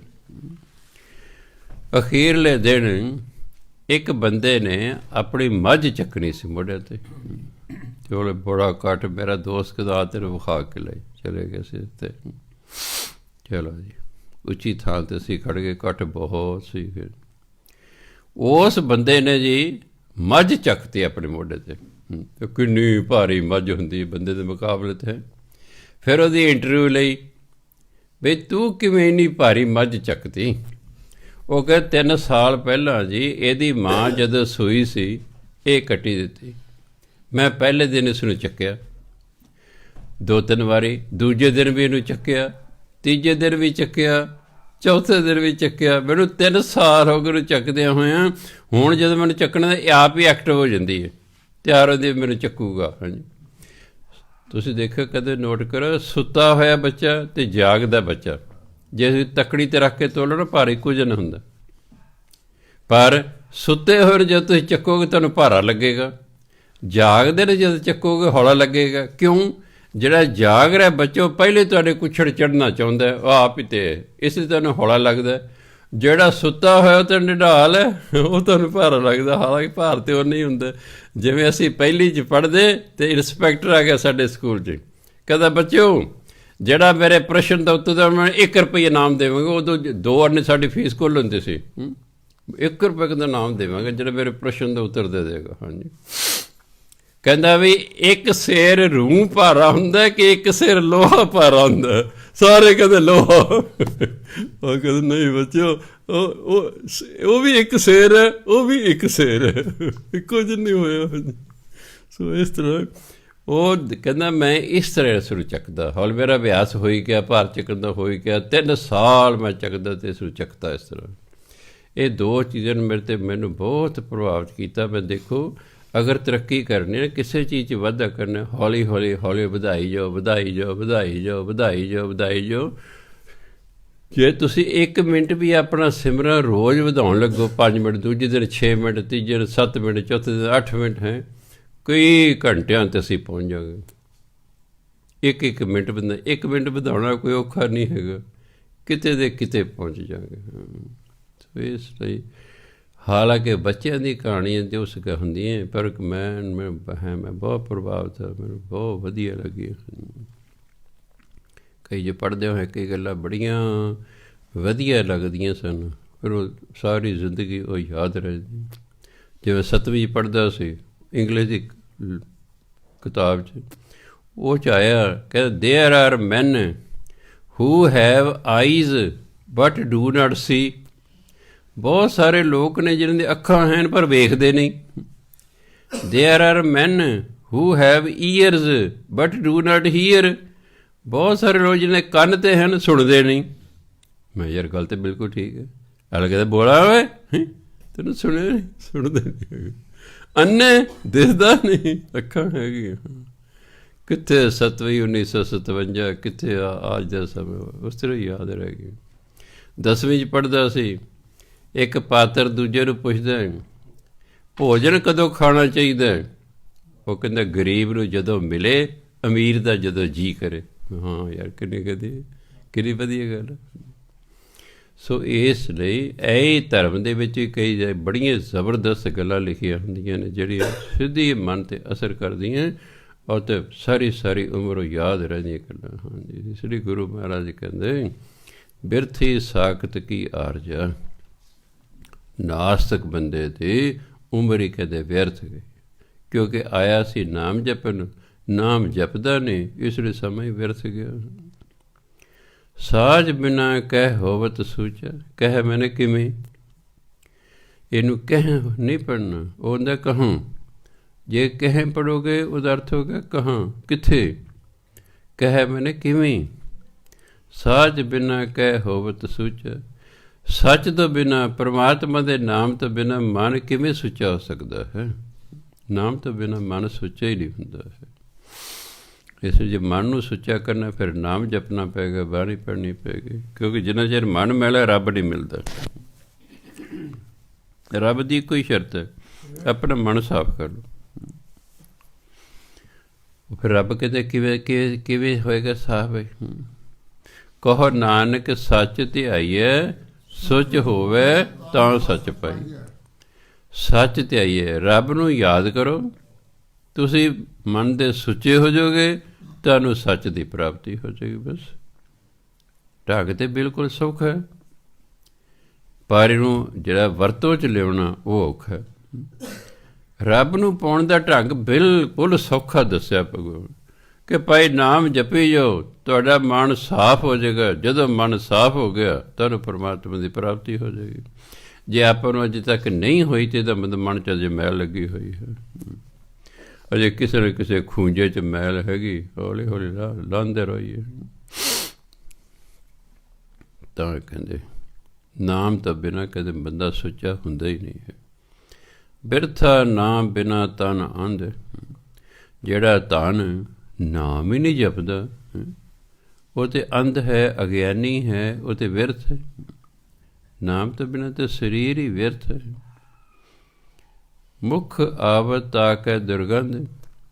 ਉਹਦੇ ਮੂੰਹ 'ਚੋਂ ਬਦਬੂ ਆਉਂਦੀ ਹੈ। ਸਿੱਧੀ ਨਹੀਂ ਲੈ ਲੈਣੀ ਵੀ ਹਾਂ ਮੂੰਹ 'ਚ ਬੈਡ ਸਮੈਲ ਆਉਂਦੀ ਹੈ, ਨਹੀਂ। ਕਾਹਦੀ ਬਦਬੂ ਹੈ? ਉਹ ਨਿੰਦਿਆ ਕਰਦਾ ਰਹਿੰਦਾ ਬੰਦਾ। ਨਿੰਦਿਆ ਕਰਨ ਵਾਲੇ ਦੇ ਕਦੇ ਇਹਦਾ ਮੂੰਹ ਜਿਹੜਾ ਹੈ ਇਹ ਬਦਬੂ ਆਉਂਦੀ ਇਹਦੇ ਮੂੰਹ 'ਚੋਂ, ਦੁਰਗੰਧ ਉਹਦੇ ਮੂੰਹ 'ਚ ਆਉਂਦੀ ਹੈ। ਬਿਨ ਸਿਮਰਨ ਦਿਨ ਰੈਣ ਬ੍ਰਿਥਾ ਬਿਹਾਏ। ਜੇ ਸਿਮਰਨ ਨਹੀਂ ਕਰਦਾ ਸਮਝ ਤੁਹਾਡਾ ਦਿਨ ਅਤੇ ਰਾਤ ਵਿਅਰਥ ਚਲੇ ਗਿਆ, ਕਿਸੇ ਲੇਖੇ ਨਾ ਲੱਗਾ। ਧਰਮ ਦੇ ਪੁਆਇੰਟ 'ਤੇ ਮੈਂ ਗੱਲ ਕਰ ਰਿਹਾ, ਆਮ ਨਹੀਂ ਹਾਂ। ਆਮ ਤਾਂ ਠੀਕ ਹੈ, ਹਲਕਾ ਠੀਕ ਹੈ ਭਾਈ, ਅਸੀਂ ਕੰਮ ਕਰਦੇ ਰਹੇ ਸਾਰਾ ਦਿਨ, 14-14 ਘੰਟੇ ਕੰਮ ਕਰਦੇ, ਡਾਲਰ ਕਮਾਉਂਦੇ, ਮਾਇਆ ਕਮਾਉਂਦੇ। ਧਰਮ ਦੇ ਅਨੁਸਾਰ ਜੇ ਤੁਸੀਂ ਨਾਮ ਨਹੀਂ ਜਪਦੇ, ਚਾਹੇ ਦਿਨ ਹੈ ਅਤੇ ਚਾਹੇ ਰਾਤ ਹੈ, ਉਹ ਤਾਂ ਵਿਅਰਥ ਗਏ। ਵਿਆਹੇ ਮੈਨੇ ਬੀਤ ਜਾਣਾ, ਲੰਘ ਜਾਣਾ। ਬ੍ਰਿਥਾ ਵਿਅਰਥ ਲੰਘ। ਮੇਘ ਬਿਨਾ ਜੋ ਖੇਤੀ ਜਾਏ। ਮੇਘ ਬੱਦਲ ਵੀ ਹੁੰਦਾ, ਇੱਥੇ ਮੇਘ ਦਾ ਮਤਲਬ ਵਰਖਾ। ਜਿਵੇਂ ਵਰਖਾ ਤੋਂ ਬਿਨਾਂ, ਕਿ ਪੁਰਾਣੇ ਜ਼ਮਾਨੇ ਖੇਤੀ ਅੱਜ ਦੀ ਤਰ੍ਹਾਂ ਸਾਧਨ ਨਹੀਂ ਸਨ ਹੁੰਦੇ, ਵੱਧ ਤੋਂ ਵੱਧ ਖੂਹ ਹੁੰਦੇ ਸਨ ਬਸ। ਅੱਜ ਸਿੰਚਾਈ ਦੇ ਸਾਧਨ ਹੈ, ਉਦੋਂ ਨਹੀਂ ਸੀ ਹੁੰਦੇ। ਬਹੁਤੀ ਖੇਤੀ ਵਰਖਾ 'ਤੇ ਨਿਰਭਰ ਕਰਦੇ। ਮੀਂਹ ਪੈ ਗਿਆ ਅਨਾਜ ਹੁੰਦਾ, ਨਾ ਪਿਆ ਤੇ ਕਾਲ ਪੈ ਜਾਂਦਾ ਹੁੰਦਾ ਸੀ। ਇਸ ਲਈ ਕਿ ਜਿਵੇਂ ਮੀਂਹ ਤੋਂ ਬਿਨਾਂ ਖੇਤੀ ਨਹੀਂ ਹੁੰਦੀ। ਤੁਸੀਂ ਬੀਜੇ, ਮੀਂਹ ਪਿਆ ਨਹੀਂ, ਉਹ ਜਿਹੜੇ ਪਹਿਲੇ ਦਾਣੇ ਬੀਜੇ ਉਹ ਵੀ ਗਏ, ਮੂਲ ਵੀ ਗਿਆ, ਵਿਆਜ ਤੱਕ ਕੀ ਮਿਲਣਾ ਸੀ। ਗੋਬਿੰਦ ਭਜਨ ਬਿਨ ਬ੍ਰਿਥੇ ਸਭ ਕੰਮ। ਪਰਮਾਤਮਾ ਦੇ ਭਜਨ ਤੋਂ ਬਿਨਾਂ ਜਿੰਨੇ ਵੀ ਕੰਮ ਕੀਤੇ ਸਭ ਵਿਅਰਥ ਨੇ, ਕਹਿੰਦੇ ਉਹ ਕਿਸੇ ਲੇਖੇ ਜੀ ਨਹੀਂ। ਸਾਡਾ ਲੇਖਾ ਕੌਣ ਕਰਦਾ ਹੈ? ਪਰਮਾਤਮਾ ਜਿਹਨੇ ਸਾਨੂੰ ਭੇਜਿਆ। ਸਾਡੇ ਕਰਮਾਂ ਦਾ ਹਿਸਾਬ ਤਾਂ ਪਰਮਾਤਮਾ ਕਰਦਾ ਹੈ। ਉਹ ਕਰਮਾਂ ਦੇ ਅਨੁਸਾਰ ਅੱਗੇ ਸਾਡੀ ਫਿਰ ਕਿਸਮਤ ਲਿਖਦਾ ਹੈ। ਕਿਸਮਤ ਭੋਗੀ ਜਾਂਦੀ ਹੈ ਅਤੇ ਕਰਮ ਕੀਤੇ ਜਾਂਦੇ ਹਨ। ਹੁਣ ਅਸੀਂ ਇੱਕੋ ਜੂਨੀ ਹੈ ਜਿਹੜੀ ਕਰਮ ਭੋਗ ਵੀ ਰਹੀ ਹੈ ਅਤੇ ਨਵੇਂ ਕਰਮ ਕਰ ਵੀ ਰਹੀ, ਉਹ ਸਿਰਫ ਮਨੁੱਖਾ ਜੂਨੀ ਹੈ। ਪਸ਼ੂ ਪੰਛੀ ਜਿਹੜੇ ਨੇ ਇਹ ਸਿਰਫ ਭੋਗ ਜੂਨੀ ਹੈ, ਕਰਮ ਜੂਨੀ ਨਹੀਂ ਹੈਗਾ। ਇਹਨਾਂ ਦੇ ਕੀਤੇ ਹੋਏ ਕਰਮ ਲੇਖੇ 'ਚ ਨਹੀਂ ਹੁੰਦੇ। ਸ਼ੇਰ ਜਾਨਵਰਾਂ ਨੂੰ ਮਾਰ ਮਾਰ ਕੇ ਖਾ ਰਿਹਾ, ਕੋਈ ਪਾਪ ਨਹੀਂ ਹੈ, ਕਿਉਂਕਿ ਉਹਦੇ ਕਰਮਾਂ ਦਾ ਹਿਸਾਬ ਕਿਤਾਬ ਵੀ ਕੋਈ ਨਹੀਂ ਹੁੰਦਾ ਹੈ।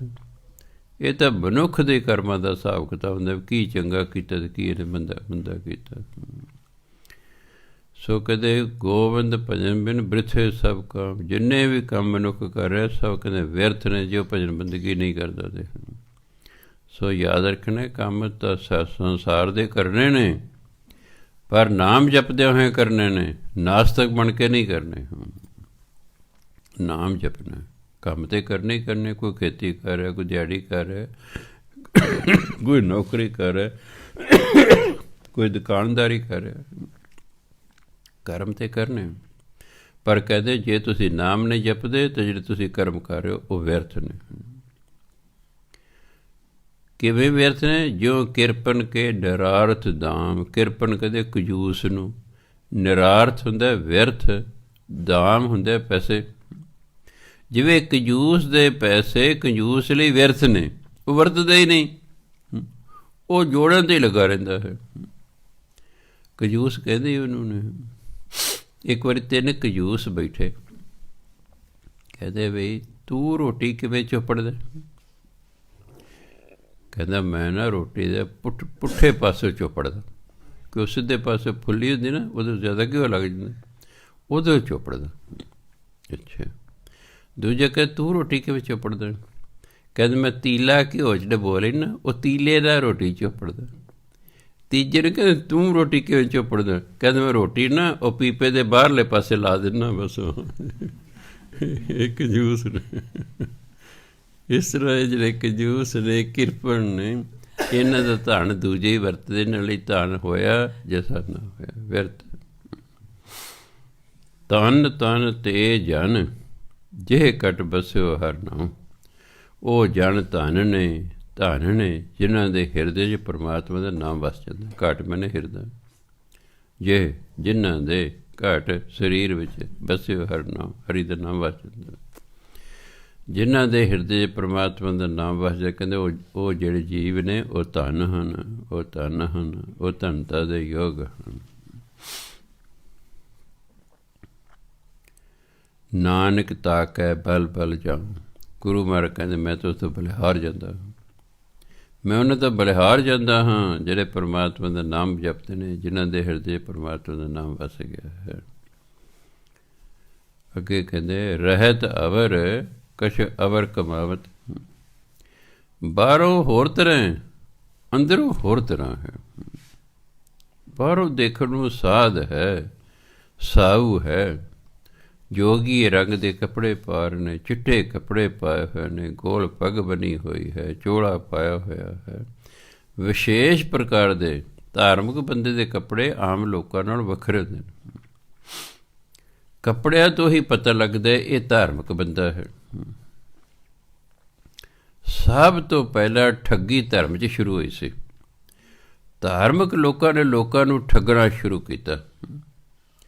ਹੌਲੀ ਹੌਲੀ ਰਾਜੇ ਮਹਾਰਾਜਿਆਂ ਨੂੰ, ਪੋਲੀਟੀਕਲ ਬੰਦਿਆਂ ਨੂੰ ਵੀ ਪਤਾ ਲੱਗ ਗਿਆ ਬਈ ਯਾਰ ਐਂ ਲੋਕਾਂ ਨੂੰ ਠੱਗਿਆ ਜਾ ਸਕਦਾ ਹੈ, ਅਤੇ ਉਹਨਾਂ ਨੇ ਵੀ ਸਾਨੂੰ ਇਹ ਤਰੀਕੇ ਵਰਤ ਕੇ ਠੱਗਣਾ ਸ਼ੁਰੂ ਕਰ ਦਿੱਤਾ। ਹੁਣ ਇਹ ਧਾਰਮਿਕ ਲੋਕਾਂ ਨੇ ਉਹਨੂੰ ਸਿਖਾਇਆ ਵੀ ਕਿਵੇਂ ਠੱਗਣਾ ਲੋਕਾਂ ਨੂੰ। ਕੱਪੜੇ ਧਾਰਮਿਕ ਪਾ ਲਓ, ਬਸ ਉਂਝ ਲੁੱਟੀ ਤੁਰੇ ਚੱਲੋ।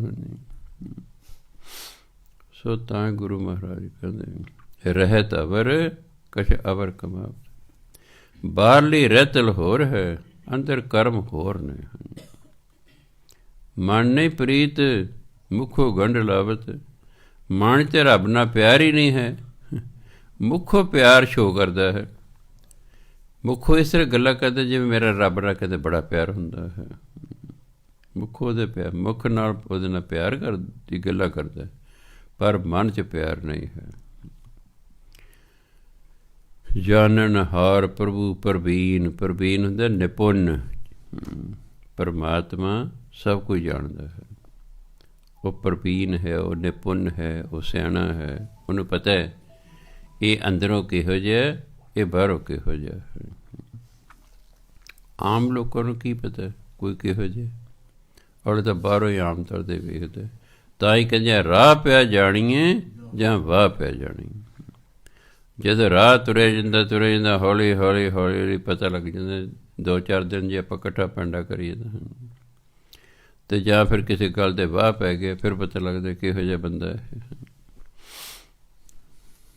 ਸੋ ਪਹਿਰਾਵੇ ਨੂੰ ਵੇਖ ਕੇ ਜਿਹੜਾ ਹੈ ਕਿਸੇ ਨੂੰ ਵਧੀਆ ਇਨਸਾਨ ਸਾਧੂ ਸਮਝ ਲੈਣਾ, ਇਹ ਧਰਮ ਕਹਿੰਦਾ ਇਸ ਤਰ੍ਹਾਂ ਨਹੀਂ ਸਮਝਣਾ ਚਾਹੀਦਾ। ਪਹਿਲਾਂ ਉਹਦੇ ਨਾਲ ਰਹੋ, ਉਹਨੂੰ ਵੇਖੋ ਇੱਕ ਕਿਹੋ ਜਿਹਾ ਕੀ ਕਰਮ ਕਰਦਾ ਹੈ, ਫਿਰ ਪਤਾ ਲੱਗੂਗਾ। ਜਾਣਨ ਹਾਰ ਪ੍ਰਭੂ ਪ੍ਰਵੀਨ। ਪਰਮਾਤਮਾ ਨਿਪੁੰਨ ਹੈ, ਉਹ ਸਿਆਣਾ ਹੈ, ਉਹ ਜਾਣਨ ਹਾਰ ਹੈ, ਬਾਹਰ ਭੇਖ ਨਾ ਕਾਹੂ ਭੀਨ, ਭੀਨ ਦੇ ਖੁਸ਼ਨ। ਉਹ ਬਾਹਰਲੇ ਕਿਸੇ ਵੀ ਭੇਖ ਨਾਲ, ਕਿਸੇ ਵੀ ਪਹਿਰਾਵੇ ਨਾਲ ਖੁਸ਼ ਨਹੀਂ ਹੁੰਦਾ, ਕਿਉਂਕਿ ਉਹ ਤੇ ਅੰਦਰ ਦੀ ਜਾਣਦਾ ਹੈ। ਅੱਖੀਂ ਤਾਂ ਮੀਟੈ ਨਾਕ ਪਕੜੈ, ਠੱਗਣ ਕੋ ਸੰਸਾਰ। ਸੰਸਾਰ ਠੱਗਣ ਲਈ ਹੈ। ਅੱਖਾਂ ਬੰਦ ਔਰ ਕਹਿੰਦਾ ਹਾਂ ਭਜਨ ਬੰਦਗੀ ਕਰ ਰਿਹਾ। ਹੁਣ ਪੋਸਚਰ ਭਜਨ ਬੰਦਗੀ ਵਾਲੇ ਬੈਠ, ਚੌਕੜੀ ਮਾਰ ਕੇ ਆਣ ਸਿੱਧੇ ਬੈਠੇ, ਕਿਉਂਕਿ ਭਜਨ ਬੰਦਗੀ ਲਈ ਪੁਰਾਣਾ ਯਾਮ ਵਾਲੇ ਕਹਿੰਦੇ ਬਿਲਕੁਲ 90 ਦੇ ਕੋਣ 'ਤੇ ਬਹਿਣਾ ਹੈ, ਕਿਉਂਕਿ ਉਹਨਾਂ ਨੇ ਸਵਾਸਾਂ ਨਾਲ ਭਜਨ ਬੰਦਗੀ ਕਰਨੀ ਹੁੰਦੀ ਹੈ। ਅਤੇ ਸਾਸ ਤਾਂ ਹੀ ਠੀਕ ਆ ਜੇ ਬੰਦਾ ਸਿੱਧਾ ਬੈਠਾ ਹੋਵੇ, ਕਿ ਸਿੱਧੇ ਬੈਠੋ। ਸਾਹ ਅੰਦਰ ਲੈ ਰਹੇ ਤਾਂ ਵੀ ਵਾਹਿਗੁਰੂ ਕਹੋ, ਸਾਹ ਬਾਹਰ ਕੱਢ ਰਹੇ ਤਾਂ ਵੀ ਵਾਹਿਗੁਰੂ ਕਹੋ। ਸਾਹ ਸਾਹ ਸਿਮਰੋ ਗੋਬਿੰਦ। ਸੋ ਕਹਿਣ ਦਾ ਕੀ ਭਾਵ ਹੈ ਕਿ ਇਸ ਤਰ੍ਹਾਂ ਬੈਠਾ ਬੰਦਾ, ਚੁੱਪ ਕਰਕੇ ਬੈਠਾ ਹੈ। ਦੂਰੋਂ ਵੇਖਣ ਵਾਲਾ ਕਹੂਗਾ ਭਾਈ ਬੜੀ ਕੋਈ ਅੱਖਾਂ ਬੱਧ ਕੇ ਭਜਨ ਬੰਦਗੀ ਕਰ ਰਿਹਾ ਹੈ, ਕੀ ਪਤਾ ਮਨ 'ਚ ਕੀ ਸੋਚ ਰਿਹਾ, ਇਹ ਨਹੀਂ ਪਤਾ ਮਨ 'ਚ ਕੀ ਹੈ। ਬਗਲਾ ਵੀ ਚਿੱਟਾ ਹੈ, ਹੰਸ ਵੀ ਚਿੱਟਾ ਹੈ। ਜਦੋਂ ਵਰਤਿਆ ਜਾਂਦਾ ਫਿਰ ਪਤਾ ਲੱਗਦਾ ਬਗਲਾ ਅਤੇ ਹੰਸ ਹੈ, ਐਂ ਤਾਂ ਦੋਨੋਂ ਚਿੱਟੇ। ਬਗਲਾ ਵੀ ਇੱਕ ਲੱਤ ਦੇ, ਅਸੀਂ ਛੋਟੇ 'ਤੇ ਪਾਣੀ ਲਾਉਣਾ ਖੇਤਾਂ ਨੂੰ, ਬਗਲਾ ਇੱਕ ਲੱਤ 'ਤੇ ਕਈ ਵਾਰੀ ਖਲੋਤਾ ਹੁੰਦਾ ਸੀ। ਵਿਆਹ ਹਾ ਇੱਕ ਲੱਤ 'ਤੇ ਉਹਦੀ ਪਤਾ ਜਦ ਕੋਲ ਡੱਡੀ ਮੱਛੀ ਲੰਘਦੀ ਸੀ ਨਾ, ਠੁੱਗ ਮਾਰਦਾ ਸੀ ਉਹਨੂੰ। ਫਿਰ ਉਹ ਸਿੱਧਾ ਨਹੀਂ ਖਾਂਦਾ ਨਾ, ਉਹਨੇ ਮੱਛੀ ਫੜ ਲਈ ਛੋਟੀ, ਫਿਰ ਉੱਪਰ ਨੂੰ ਸੁੱਟਦਾ, ਉੱਪਰ ਨੂੰ ਸੁੱਟ ਕੇ ਫਿਰ ਮੂੰਹ ਅੜਦਾ ਹੈ, ਫਿਰ ਮੱਛੀ ਦੇ ਮੂੰਹ 'ਚ ਪੈਂਦੀ। ਕੇਲ ਕਰਿੰਦੇ ਹੰਝ ਨੂੰ ਅਚਿੰਤੇ ਬਾਜ ਪਏ। ਹੰਝ ਮੈਨੇ ਬਗਲਾ, ਬਗਲਾ ਐ ਡੱਡੀ ਹੈ ਮੱਛੀ ਨਾਲ ਖੇਲ ਕਰ ਰਿਹਾ, ਅਤੇ ਮਗਰੋਂ ਆਇਆ ਬਾਜ, ਉਹ ਬਗਲੇ ਨੂੰ ਹੀ ਚੱਕੇ ਲੱਗੇ। ਚੱਲ ਬਈ ਸੱਜਣਾ ਕੇਲਾ ਵਿਸਰੀ ਸਭ ਫਲ ਫਲਾ ਗਿਆ। ਸੋ ਗੁਰੂ ਮਹਾਰਾਜ ਕਹਿੰਦੇ ਅਵਰ ਉਪਦੇਸ਼ ਆਪ ਨਾ ਕਰ। ਦੂਜਿਆਂ ਨੂੰ ਉਪਦੇਸ਼ ਦਿੰਦਾ ਪਰ ਆਪ ਜੋ ਉਪਦੇਸ਼ ਉਹਦੇ ਅਨੁਸਾਰ ਕਰਮ ਨਹੀਂ ਕਰਦਾ ਹੈਗਾ, ਉਹਦੇ ਅਨੁਸਾਰ ਆਪ ਨਹੀਂ ਕਰਦਾ ਹੈ। ਕਿਉਂਕਿ ਫਿਰ ਅੰਦਰੋਂ ਅਤੇ ਬਾਹਰੋਂ ਹੋਰ ਹੋ ਜਾਏਗਾ ਨੂੰ। ਦੂਜੇ ਨੂੰ ਉਪਦੇਸ਼ ਦਿੰਦਾ, ਆਪ ਉਸ ਉਪਦੇਸ਼ 'ਤੇ ਚੱਲਦਾ ਨਹੀਂ, ਉਹਦੇ ਉਪਦੇਸ਼ ਦਾ ਅਸਰ ਨਹੀਂ ਹੋਇਆ ਕਰਦਾ। ਉਸੇ ਹੀ ਸਾਧੂ ਦਾ ਪ੍ਰਭਾਵ ਪੈਂਦਾ ਹੈ ਸੰਗਤ 'ਤੇ, ਜੋ ਤੁਰ ਅੰਦਰੋਂ ਬੋਲ ਰਿਹਾ ਹੁੰਦਾ ਹੈ। ਤੁਰ ਅੰਦਰੋਂ ਉਹੀ ਬੋਲੇਗਾ ਜੋ ਬੋਲ ਰਿਹਾ ਉਹ ਉਹਦੇ ਅੰਦਰ ਹੈ, ਉਹਦਾ ਪ੍ਰਭਾਵ ਪੈਂਦਾ ਸੰਗਤ 'ਤੇ। ਅਤੇ ਜਿਹੜਾ ਭਾਈ ਦਿਮਾਗ ਤੋਂ ਸਿਰਫ ਬੋਲ ਰਿਹਾ ਹੈ, ਉਹ ਤਾਂ ਫਿਰ ਸੁਣਿਆ ਪੱਲਾ ਝਾੜ ਕੇ ਦੁਨੀਆ ਤੁਰ ਜਾਂਦੀ ਹੈ। ਜੀਵਨ 'ਚ ਪਰਿਵਰਤਨ ਨਹੀਂ ਆਉਂਦਾ ਸਰੋਤਿਆਂ ਦੇ। ਅਗਰ ਸਰੋਤਿਆਂ ਦੇ ਜੀਵਨ 'ਚ ਪਰਿਵਰਤਨ ਨਹੀਂ ਆ ਰਿਹਾ, ਤਾਂ ਇਹਦਾ ਮਤਲਬ ਹੈ ਜਿਹੜਾ ਵਕਤਾ ਹੈ ਉਹਦੇ ਅੰਦਰ ਦਮ ਹੀ ਨਹੀਂ ਹੈਗਾ, ਉਹਦੀ ਕਮਾਈ ਹੀ ਨਹੀਂ ਹੈ, ਜਿਸ ਕਰਕੇ ਦੂਜਿਆਂ 'ਚ ਪਰਿਵਰਤਨ ਨਹੀਂ ਆ ਰਿਹਾ ਹੈ। ਕਮਾਈ ਵਾਲੇ ਜਿਹੜੇ ਸ਼ਬਦ ਹੁੰਦੇ ਨੇ ਤਾਂ ਸਿੱਧਾ ਹੀ ਅਸਰ ਕਰਦੇ ਜਾਂਦੇ ਨੇ। ਕਬੀਰ ਸਾਹਿਬ ਨੇ ਗੁਰੂ ਦੇ ਇੱਕੋ ਹੀ ਸ਼ਬਦ ਸੁਣੇ ਸੀ, ਕਬੀਰ ਸਤਿਗੁਰ ਸੂਰਮੇ ਬਾਹਿਆ ਬਾਣ ਜੋ ਏਕ, ਲਾਗਤ ਹੀ ਭੋਏ ਗਿਰ ਪਰਿਆ ਪਰਿਆ ਕਲੇਜੇ ਛੇਕ। ਕਹਿੰਦੇ ਗੁਰੂ ਨੇ ਇੱਕੋ ਹੀ ਬਾਣੀ ਦਾ ਨਾਮ ਦਾ, ਬਾਣੀ ਦਾ ਇੱਕੋ ਤੀਰ ਚਲਾਇਆ, ਬਸ ਜਿਉਂ ਨਾਮ ਬਾਣੀ ਦਾ ਤੀਰ ਆ ਕੇ ਵੱਜਿਆ ਕਲੇਜੇ ਛੇਕ ਹੋ ਗਏ, ਕਹਿੰਦੇ ਡਿੱਗ ਪਿਆ ਮੈਂ ਧਰਤੀ 'ਤੇ, ਜ਼ਿੰਦਗੀ ਬਦਲ ਗਈ। ਬਸ ਕਈ ਵਾਰੀ ਐਸੇ ਬੋਲ ਹੁੰਦੇ ਨੇ ਦੂਜੇ ਦੀ ਜ਼ਿੰਦਗੀ ਬਦਲ ਕੇ ਰੱਖ ਦਿੰਦੇ ਹਨ। ਕਿਉਂ? ਉਹ ਕਮਾਏ ਹੋਏ ਬੋਲ ਹੁੰਦੇ ਹਨ।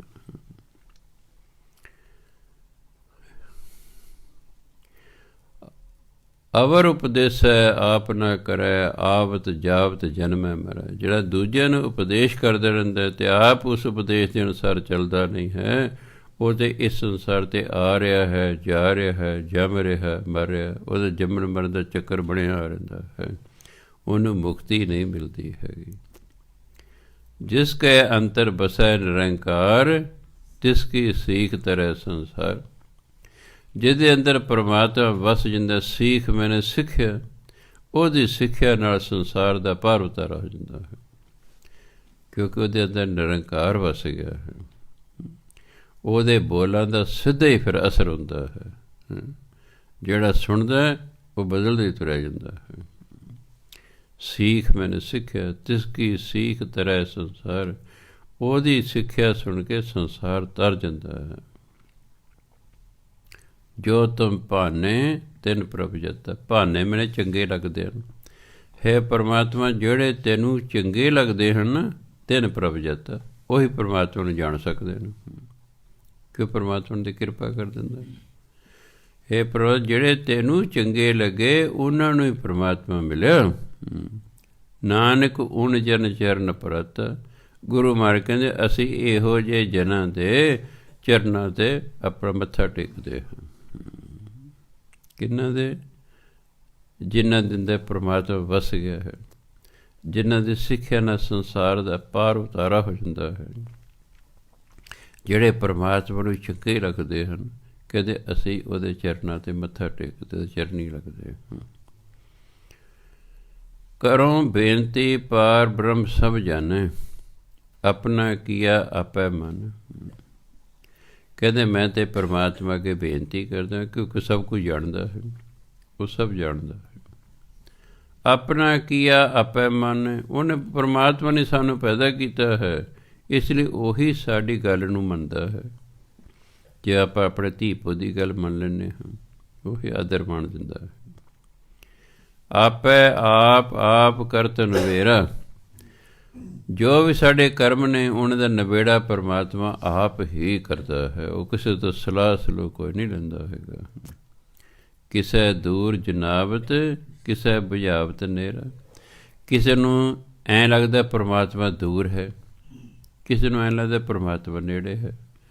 ਉਹ ਕਿਸੇ ਨੂੰ ਦੂਰ ਜਨਾਉਂਦਾ, ਕਿਸੇ ਨੂੰ ਨੇੜੇ ਜਨਾਉਂਦਾ। ਨੇਰਾ ਮੈਨੇ ਨੇੜੇ, ਉਹਦੀ ਮਰਜ਼ੀ ਹੈ। ਜੋ ਨਾ ਕਿਰਪਾ ਕਰੇ, ਆਪਾਂ ਪਰਮਾਤਮਾ ਸੱਚਖੰਡ 'ਚ ਬੈਠਾ, ਪਤਾ ਨਹੀਂ ਕਿੱਥੇ ਹੈ ਜੀ, ਕਿੱਥੇ ਨਹੀਂ ਬੈਠਾ। ਉਹਦੀ ਕਿਰਪਾ ਹੋ ਜੇ, ਪਤਾ ਲੱਗਦਾ ਪਰਮਾਤਮਾ ਦੇ ਸਾਡੇ ਅੰਦਰ ਹੀ ਬੈਠਾ ਹੈ।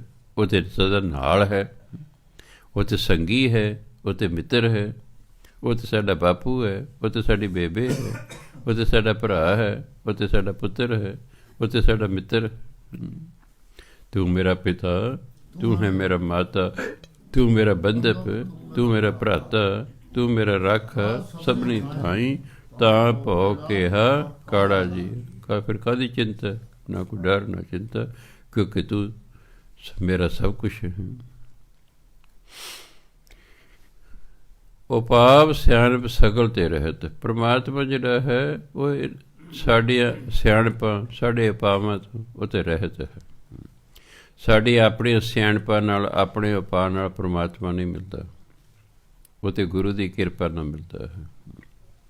ਜੇ ਅਸੀਂ ਕਹੀਏ ਨਾ ਜਿਹੜੇ ਅਸੀਂ ਆਪਣੀ ਅਕਲ ਨਾਲ ਉਹਨੂੰ ਮਿਲ ਲਾਂਗੇ, ਆਪਣੇ ਯਤਨ ਨਾਲ ਮਿਲ ਗਏ, ਇਹ ਨਹੀਂ ਮਿਲ ਸਕਦੇ। ਸਭ ਕੁਛ ਜਾਣੈ ਆਤਮ ਕੀ ਰਹਿਤ। ਸਾਡੇ ਅੰਦਰ ਦੀ ਰਹਿਤ ਬਹਿਤ ਨੂੰ ਪਰਮਾਤਮਾ ਜਾਣਦਾ ਹੈ। ਸਾਡੇ ਮਨ ਦੀ ਕੀ ਅਵਸਥਾ ਹੈ, ਉਸ ਨੂੰ ਉਹ ਜਾਣਦਾ ਹੈ। ਜਿਸ ਭਾਵੈ ਤਿਸ ਲਏ ਲੜ ਲਾਏ। ਜਿਹਨੂੰ ਪਰਮਾਤਮਾ ਚੰਗਾ ਸਮਝਦਾ ਉਹਨੂੰ ਆਪਣੇ ਲੜ ਲਾ ਲੈਂਦਾ ਹੈ। ਥਾਨ ਥਨੰਤਰ ਰਿਹਾ ਸਮਾਏ।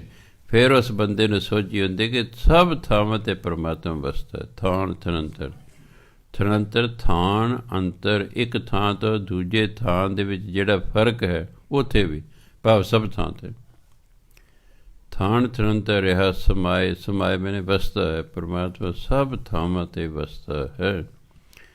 ਸੋ ਸੇਵਕ ਜਿਸ ਕਿਰਪਾ ਕਰੀ। ਜਿਸ 'ਤੇ ਪਰਮਾਤਮਾ ਕਿਰਪਾ ਕਰਦਾ ਉਹ ਪਰਮਾਤਮਾ ਦਾ ਸੇਵਕ ਹੋ ਜਾਂਦਾ, ਉਹਦਾ ਭਜਨ ਬੰਦਗੀ ਕਰਦਾ ਹੈ, ਉਹਦਾ ਭਗਤ ਹੋ ਜਾਂਦਾ ਹੈ, ਉਹ ਕਿਰਪਾ ਕਰਦਾ ਹੈ। ਨਿਮਖ ਨਿਮਖ ਜਪ ਨਾਨਕ ਹਰੀ। ਫਿਰ ਜਿਸ 'ਤੇ ਪਰਮਾਤਮਾ ਕਿਰਪਾ ਕਰਦਾ ਹੈ ਉਹ ਫਿਰ ਸੇਵਕ ਹਰ ਪਲ ਨਿਮਖ, ਹਰ ਸੈਕਿੰਡ, ਹਰ ਪਲ ਪਰਮਾਤਮਾ ਦਾ ਨਾਮ ਜਪਦਾ ਰਹਿੰਦਾ ਹੈ। ਸੋ ਸੇਵਕ ਜਿਸ ਕਿਰਪਾ ਕਰੇ, ਨਿਮਖ ਨਿਮਖ ਜਪ ਨਾਨਕ ਹਰੀ। ਸੋ ਸੇਵਕ ਜਿਸ ਕਿਰਪਾ ਕਰੀ, ਸੋ ਸੇਵਕ ਜਿਸ ਕਿਰਪਾ ਕਰੀ। ਸੋ ਸੇਵਕ ਜਿਸ ਕਿਰਪਾ ਕਰੀ, ਸੋ ਸੇਵਕ ਜਿਸ ਕਿਰਪਾ ਕਰੀ। ਨਿਮਖ ਨਿਮਖ ਜਪ ਨਾਨਕ ਹਰੀ, ਨਿਮਖ ਨਿਮਖ ਜਪ ਨਾਨਕ ਹਰੀ। ਨਿਮਖ ਨਿਮਖ ਜਪ ਨਾਨਕ ਹਰੀ, ਨਿਮਖ ਨਿਮਖ ਜਪ ਨਾਨਕ ਹਰੀ। ਸੋ ਜਦੋਂ ਤੁਸੀਂ ਸਿਮਰਨ ਕਰਦੇ ਹੋ ਸਮਝੋ ਪਰਮਾਤਮਾ ਦੀ ਕਿਰਪਾ ਹੈ। ਤਾਂ ਮੇਰਾ ਸਿਮਰਨ ਕਰਨ ਨੂੰ ਜੀ ਕਰਦਾ, ਬਾਣੀ ਪੜ੍ਹਨ ਨੂੰ ਜੀ ਕਰਦਾ, ਉਹਦੀ ਕਿਰਪਾ ਹੁੰਦੀ ਹੈ। ਫਿਰ ਉਹਦਾ ਧੰਨਵਾਦ ਕਰਦੇ, ਸੱਚੇ ਪਾਤਸ਼ਾਹ ਤੂੰ ਭਜਨ ਬੰਦਗੀ ਕਰਾਈ, ਬਾਣੀ ਪੜ੍ਹਾਈ, ਸਿਮਰਨ ਕਰਾਇਆ, ਉਹਦਾ ਫਿਰ ਧੰਨਵਾਦ ਕਰਨਾ ਹੈ। ਹੋਂ ਨਹੀਂ ਕਰਨੀ ਮੈਂ ਸਿਮਰਨ ਕੀਤਾ, ਮੈਂ ਪਾਠ ਕੀਤਾ, ਨਹੀਂ ਸੱਚੇ ਪਾਤਸ਼ਾਹ ਤੂੰ ਸਿਮਰਨ ਕਰਾਇਆ, ਤੂੰ ਪਾਠ ਕਰਾਇਆ, ਤੇਰੀ ਕਿਰਪਾ ਰਹਿਮਤ ਹੋਈ। ਸਤਿਕਾਰਯੋਗ ਸਾਸੇ ਸਮਾਂ ਹੋ ਗਿਆ। ਵਾਹਿਗੁਰੂ ਜੀ ਕਾ ਖਾਲਸਾ, ਵਾਹਿਗੁਰੂ।